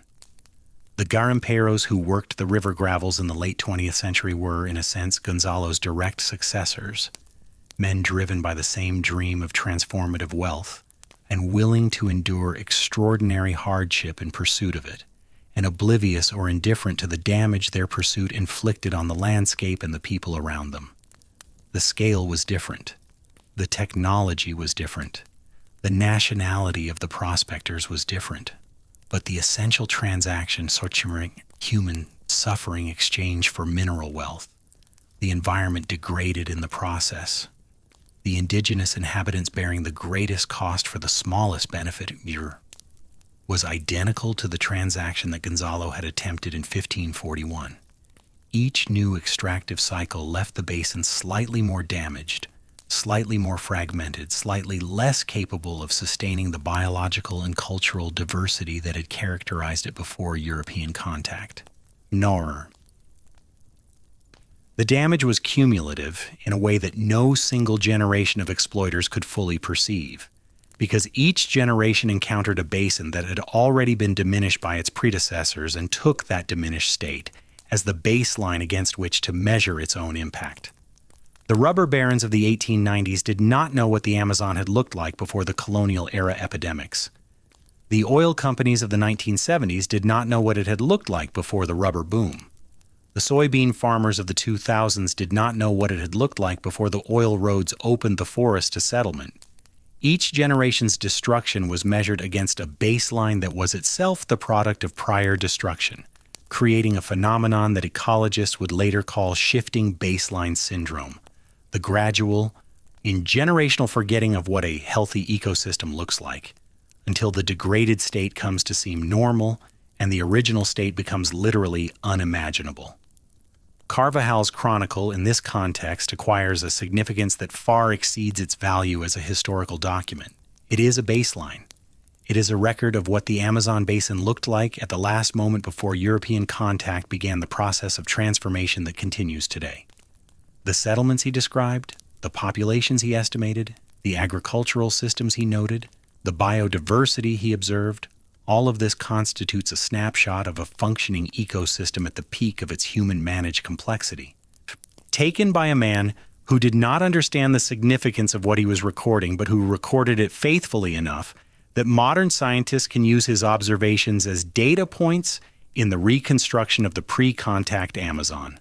The friars' descriptions of riverbank settlements extending for miles, of roads leading into the interior toward larger population centers, of ceramic traditions of extraordinary sophistication, of agricultural fields that stretched from the river's edge to the forest boundary. These descriptions, once dismissed as fantasy, now form the evidentiary foundation for a revolution in Amazonian archaeology and ecology. When Michael Heckenberger and his colleagues published their discovery of pre-Columbian urban settlements in the upper Xingu region of Brazil in the early 2000s, settlements connected by road networks, surrounded by managed forest and agricultural zones, organized according to principles of spatial planning that suggested a population of tens of thousands. The first reference in their published papers was to Carvajal. The friar had seen what the satellites confirmed. His one remaining eye had observed what teams of researchers with access to 21st century technology would spend decades rediscovering. The terra preta itself has become a subject of intense scientific interest that extends far beyond the Amazon. Soil scientists studying terra preta have identified its key component as biochar, charcoal produced by the low-temperature burning of organic matter and incorporated into the soil, where it creates a stable matrix that retains nutrients, supports microbial communities, and maintains fertility over periods measured in centuries rather than seasons. The potential applications of this technology for modern agriculture are substantial. In tropical regions worldwide where poor soils limit agricultural productivity and where slash-and-burn farming destroys forest for short-term gains, biochar-based soil amendment offers a pathway to sustained fertility that could reduce deforestation, increase food production, and sequester atmospheric carbon in the soil simultaneously. The indigenous peoples of the pre-contact Amazon had solved, through millennia of practical experimentation, a problem that modern agronomy is only now beginning to formulate. And they had solved it so elegantly that the solution continued to function for hundreds of years after its creators were gone. The knowledge encoded in Terra Preta is, in this sense, a message from the dead, a communication across 5 centuries from people whose names and languages and faces are lost, but whose understanding of the relationship between human activity and soil biology was more advanced than anything the Western scientific tradition produced until the late 20th century. It is a humbling realization, and it is one that strikes directly at the assumptions that drove Gonzalo Pizarro into the jungle. The wealth he sought was there. It was always there, but it was not gold and it was not cinnamon. And it could not be seized or shipped or melted down or displayed in a treasure room. It was knowledge, the deep, place-specific, experimentally refined knowledge of how to sustain human civilization within a landscape that punished every attempt at brute force exploitation. The richest thing in the Amazon was the understanding of the Amazon, and the people who possessed that understanding were the people Gonzalo chained together and marched to their deaths. The contemporary Amazon basin exists in a state of tension between these competing legacies, the legacy of extraction and the legacy of knowledge, the legacy of conquest and the legacy of adaptation. The tension is not abstract. It is physical, geographical, measurable in satellite images that show the boundary between standing forest and cleared land advancing year by year. The edge between green and brown as sharp and as consequential as any line drawn by a cartographer. On one side of that line, the forest continues to function as it has for millennia. Cycling water, cycling carbon, cycling nutrients, sustaining the web of biological relationships that makes it, per unit area, the most productive ecosystem on the planet. On the other side, cattle graze on land that will be exhausted within a decade. Soybeans grow in soil that requires increasing applications of industrial fertilizer to compensate for the nutrients that the forest once provided for free. And the ash of burned trees drifts downwind to settle on the canopy of the forest that has not yet been reached. The line moves. It moves irregularly, responding to commodity prices in Chicago and policy decisions in Brasilia and rainfall patterns altered by the very deforestation it measures. In years of strong governance and international pressure, the line slows or, in rare cases, retreats. In years of political permissiveness and high commodity prices, it accelerates, consuming thousands of square miles of forest in a single dry season. The Amazon, which survived the Spanish conquest, which survived the rubber boom, which survived the oil industry and the gold miners and 4 centuries of every form of extraction that human ingenuity could devise, now faces a threat that is qualitatively different from anything that preceded it. Not because the intent is more destructive, but because the capacity is greater. Gonzalo Pizarro could not have destroyed the Amazon basin if he had wanted to. He lacked the technology, the numbers, and the persistence. The modern global economy possesses all 3, and the question of whether it will exercise this capacity to its fullest extent is among the most consequential questions facing the human species. The answer to that question may depend in some measure on whether the world can learn from the story of 4,000 people who walked into the jungle and 80 who walked out. Not the adventure story, not the tale of endurance and discovery and accidental navigation that has made this expedition a staple of exploration literature for 5 centuries. The other story. The story of what was already there when the expedition arrived and what was destroyed by the expedition's passage, and what can still be recovered from the ruins if the effort is made in time and with sufficient humility. The story that Carvajal told without fully understanding it. that the archaeological record is only now revealing, that the surviving indigenous communities of the Amazon basin embody in their daily practices and their territorial knowledge and their stubborn, centuries-long insistence on the right to exist in a landscape that the rest of the world has spent 500 years trying to take from them. There's a particular quality of light in the Amazon basin in the late afternoon when the day's rain has passed and the sun drops low enough to penetrate the canopy at an angle, sending shafts of gold through the steam that rises from the saturated forest floor. Carvajal mentions this light in passing, a brief, almost accidental observation nested among his descriptions of hostile encounters and dwindling food supplies. The light, he writes, turned the river to gold. Not the gold of El Dorado, not the gold that Gonzalo had crossed the Andes to find, but the gold that the sun gives to water when it touches it at the right angle. Free, temporary, available to anyone who happens to be present at the correct moment, and impossible to possess or transport or sell. It was the only gold the Amazon ever offered, and the only gold that any of them ever found. That image, the river turned to gold by nothing more than angle and atmosphere, would have meant nothing to Gonzalo Pizarro.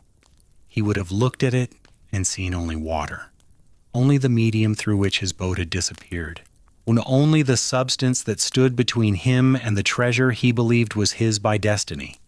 This is not a failure of perception unique to Gonzalo. It is a failure built into the grammar of conquest itself, a syntax that could parse the world only in terms of what could be taken from it. And that classified everything else, beauty, complexity, knowledge, the slow accumulation of wisdom across generations, as noise to be filtered out on the way to the signal of extractable value. But Carvajal noticed. The one-eyed friar, half-starved, sitting in a boat that was sinking by degrees, surrounded by men who were calculating whether they would die today or tomorrow, looked up from his chronicle and saw the light on the water and wrote it down. He did not explain why. He did not moralize about it or draw a lesson from it or use it as a metaphor for the spiritual illumination that his Dominican training might have suggested. He simply recorded it, the way he recorded the width of the river and the disposition of the tribes and the trajectory of the arrows that flew toward his face. It was a fact. The light turned the river to gold. He wrote it down and moved on to the next fact, which was probably that someone was dying or that the food had run out again or that the far bank was lined with warriors whose intentions were not friendly. This instinct, the instinct to record what is there, even when what is there does not serve the narrative the recorder has been trained to construct,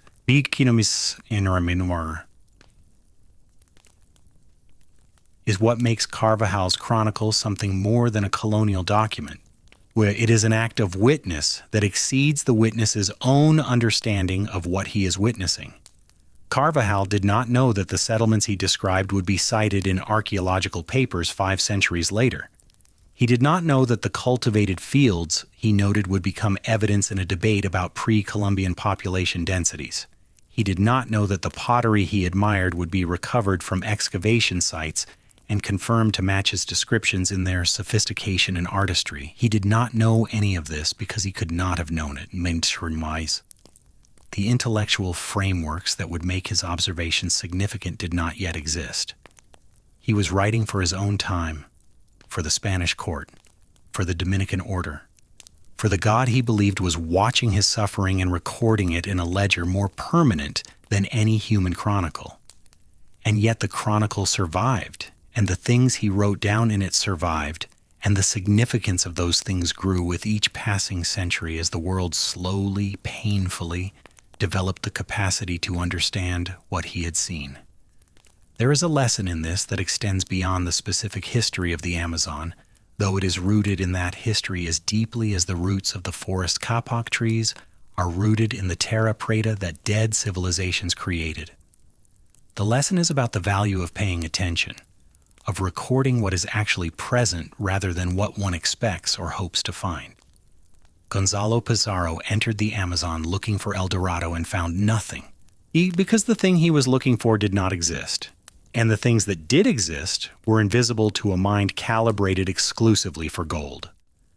Carvajal entered the Amazon looking for God's plan and found, almost incidentally, a complete description of a vanishing world, because his attention was broader than his theology, and because the discipline of writing things down forced him to engage with the reality in front of him rather than the fantasy in his head. The distinction between these two modes of engagement, the extractive and the attentive, may be the most important distinction this story has to offer.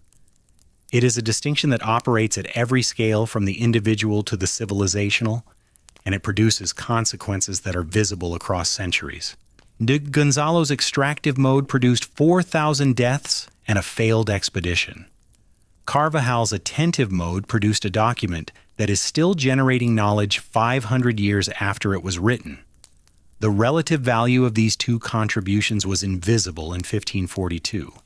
Gonzalo was the governor, the commander, the man whose decisions mattered, while Carvajal was a minor friar scribbling in a boat.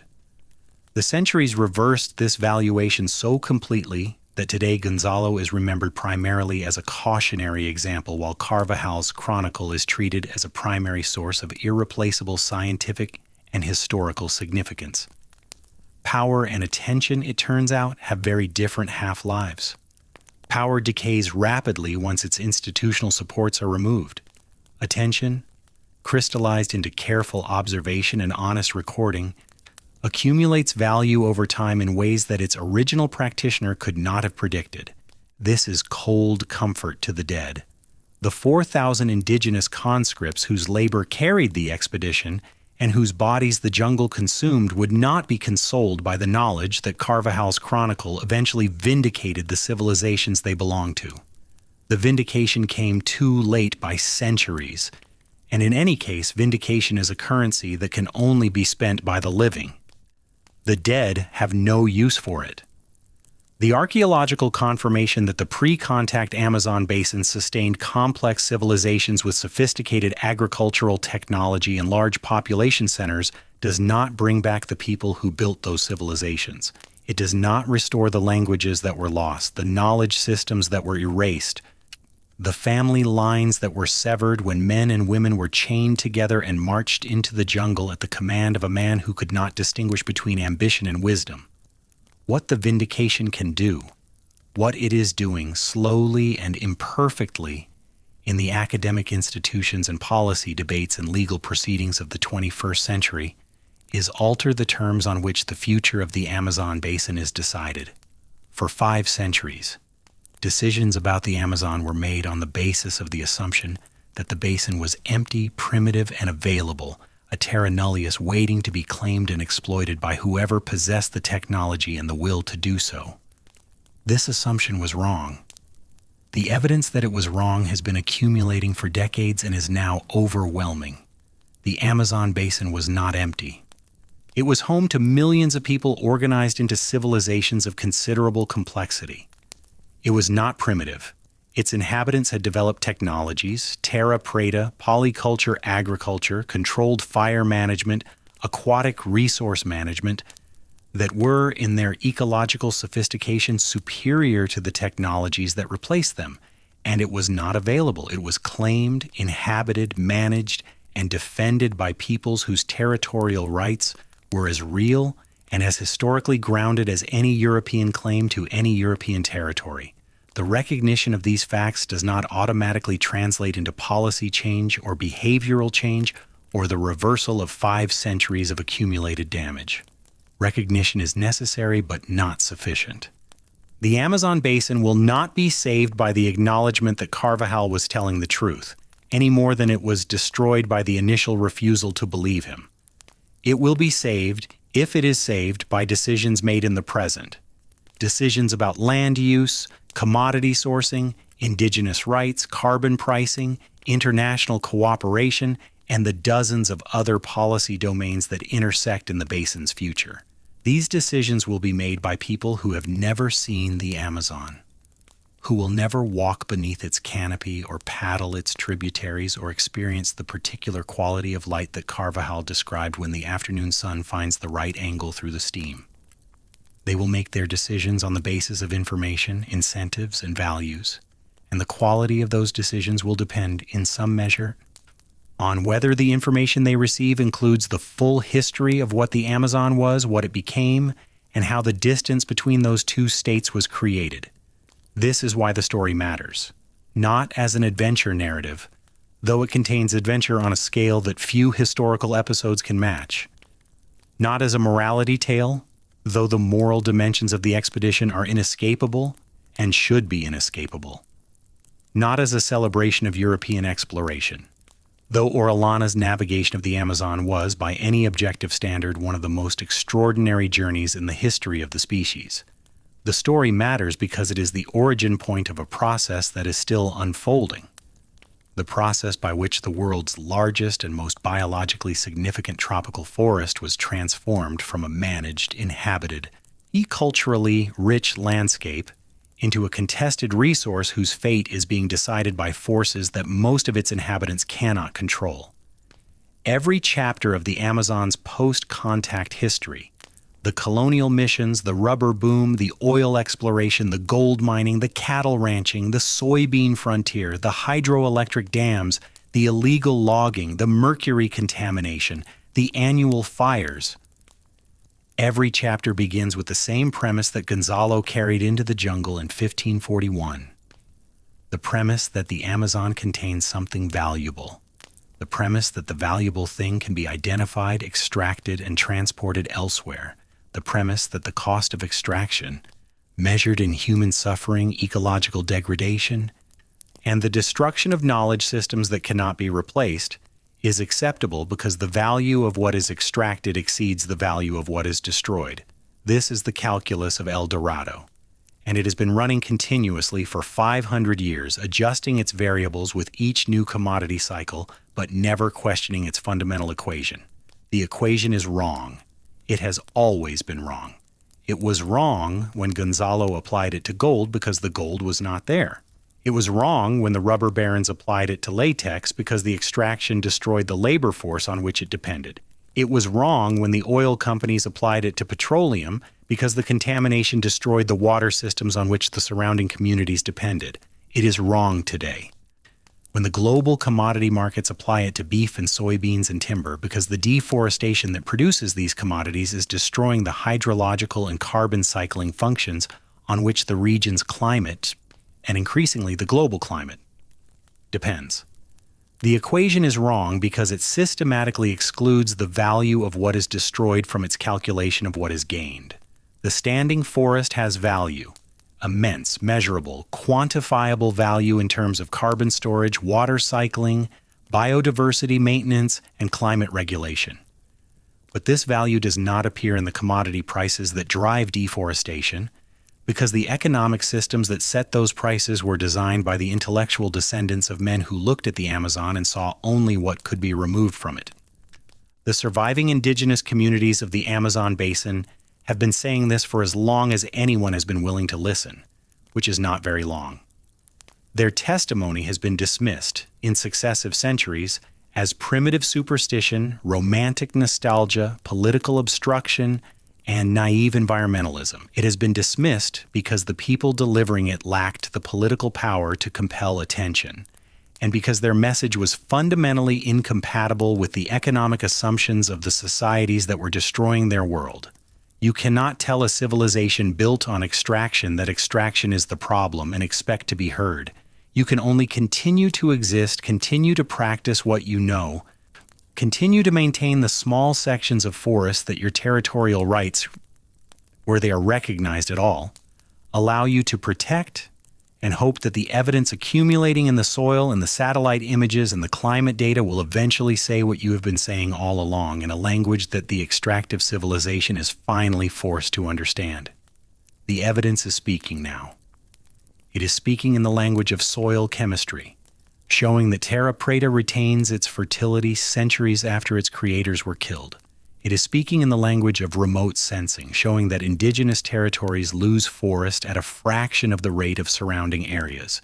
It is speaking in the language of atmospheric science, showing that the Amazon's canopy generates a significant portion of the rainfall that sustains agriculture thousands of miles from the basin's boundaries.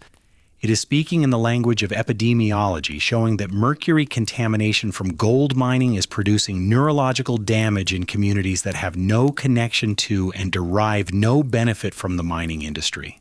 And it is speaking in the language of climate science, showing that the Amazon basin is approaching a tipping point beyond which the forest will no longer be able to sustain itself, a threshold of deforestation beyond which the hydrological cycle that produces the basin's rainfall will be disrupted sufficiently that the remaining forest will dry, die, and convert to savanna, releasing the tens of billions of tons of carbon stored in its biomass and soils into an atmosphere that is already carrying more carbon than at any point in the past 800,000 years.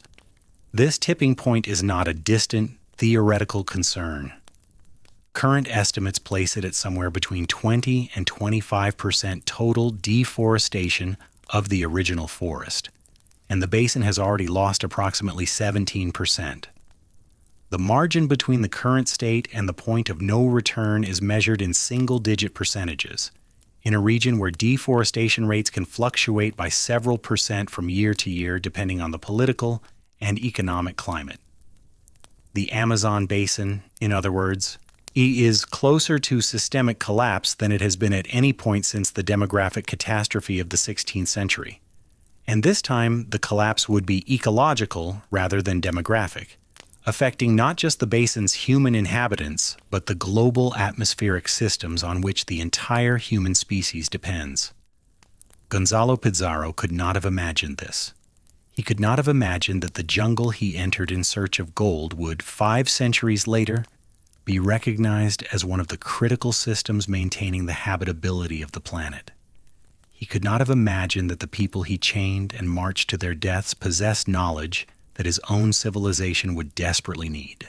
He could not have imagined that the river his lieutenant navigated by accident would become the namesake and the symbol of a biome whose preservation represents one of the defining challenges of the human future.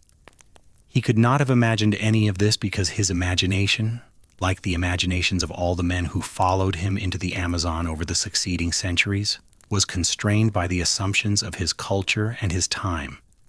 Assumptions that classified the natural world as a resource, indigenous people as instruments, and ambition as a virtue that justified any cost. These assumptions killed him, not directly. It was a blade in a public square in Cuzco that ended his physical life, but in the deeper sense that the assumptions that drove him into the jungle and then into rebellion against the crown were the same assumptions that placed his neck on the executioner's block. He could not stop taking. He could not stop moving toward the next prize. He could not recognize that the world might contain forms of value that his categories could not accommodate. And so he died as he had lived, reaching for something that was not there, or that was there in a form he could not perceive. Or his hand closing on emptiness at the moment of his death, as surely as it had closed on emptiness in the jungle when the cinnamon trees turned out to be scattered and sparse, and the golden city turned out to be a story told to make dangerous strangers go away. The irony is almost too precise to bear. Gonzalo died reaching for gold that did not exist, in a land that sat atop silver mines that produced more wealth than any golden city could have contained. Orellana died returning to a river that had already given him more than any man could reasonably ask of a single lifetime. Carvajal lived into old age with one eye, having seen more with that single eye than most men see with two, and spent his remaining decades copying a chronicle that his contemporaries dismissed and that posterity would eventually recognize as one of the most important eyewitness accounts in the history of the Americas. The 3 men who emerged from this single expedition became, in death, perfect embodiments of the 3 possible relationships between a human being and the unknown: the extractive, which destroys the thing it seeks; the obsessive, which is destroyed by the thing it finds; and the attentive, which preserves the thing it witnesses for a future that may eventually learn to value it. We do not know which of these relationships will prevail in the Amazon's future. The extractive impulse is powerful, funded by global capital supported by national development policies, and driven by a consumer demand that is diffuse enough to be nearly invisible to the individuals who collectively produce it. The obsessive impulse, and the impulse to return, to exploit, to possess the basin's resources regardless of the cost, has survived every failure and every atrocity the past 5 centuries have produced, regenerating itself with each new commodity cycle as reliably as the jungle regenerates after fire. And the attentive impulse, the impulse to observe, to understand, to work within the landscape's own logic rather than imposing an external logic upon it, exists primarily in the indigenous communities that have been practicing it for millennia, and in the scientific community that has only recently begun to understand what those communities already know. Meaning the contest between these impulses will not be decided by historical narratives, however carefully constructed. It will be decided by economic incentives, political will, legal frameworks, and the daily choices of billions of people who have never heard of Gonzalo Pizarro or Francisco de Orellana or Gaspar de Carvajal, and who would not recognize the Amazon River if they were standing on its bank. But historical narratives matter because they shape the conceptual frameworks within which decisions are made. If the Amazon is understood as an empty wilderness, the misreading that persisted for 5 centuries, then clearing it for agriculture seems like development, like progress, like the productive use of underutilized land. If the Amazon is understood as what it actually is, a managed ecosystem of extraordinary complexity, each shaped by millennia of human intelligence, currently sustaining atmospheric and hydrological processes on which the global climate depends, then clearing it is not development but destruction, not progress but regression, not the productive use of underutilized land but the consumption of irreplaceable capital.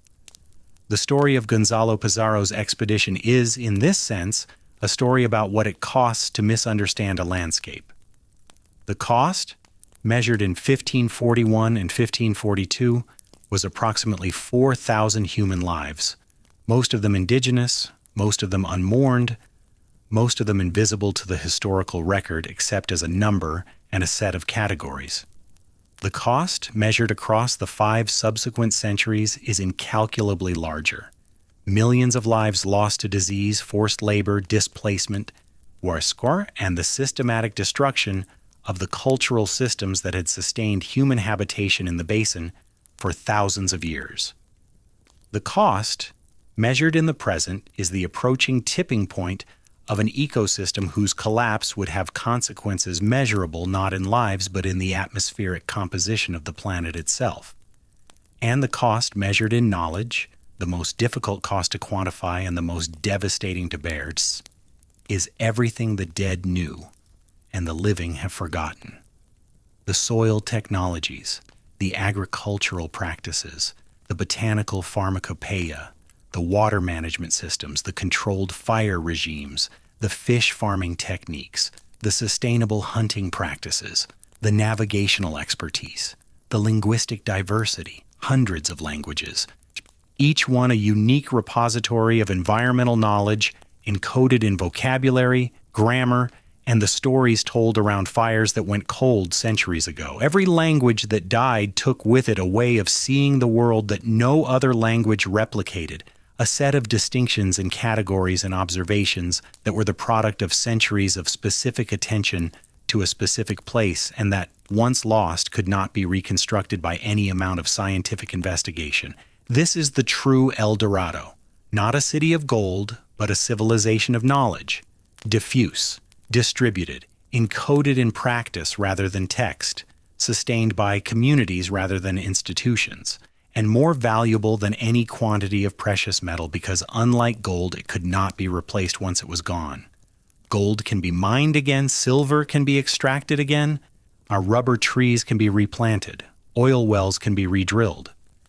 But the accumulated understanding of how to live within the Amazon basin, how to enrich its soils, manage its forests, harvest its resources without depleting them, and maintain the ecological balance on which its productivity depended. This understanding was the product of a specific history, a specific set of experiments conducted over specific centuries by specific communities in specific places, and it cannot be regenerated by fiat, however much the contemporary world might wish it could, Some of it survives. In the territories of the indigenous communities that endured, the Yanomami in the northern Amazon, the Kayapo in the central basin, the Ashaninka in the western foothills, the dozens of other groups that maintained their territorial integrity through resistance, their retreat, and the quiet persistence of continuing to exist when every force in the colonial and post-colonial world conspired to eliminate them, some of the knowledge endures. It endures in diminished form, fragmented by centuries of disruption, reduced in scope by the territorial losses that confined once vast resource management systems to remnant territories that are too small to sustain the full range of traditional practices. But it endures. And what endures is being studied, documented, and in some cases revived by a generation of indigenous leaders and allied researchers who understand that this knowledge is not a relic of the past but a resource for the future. Possibly the most important resource the Amazon basin contains. The river does not know any of this. The river does not know that it was named for warriors who may not have existed, discovered by a man who was trying to do something else, and documented by a friar who lost an eye to an arrow and spent the rest of his life copying a manuscript that nobody believed. The river does not know about Gonzalo's execution or Orellana's death or Carvajal's quiet decades in Lima.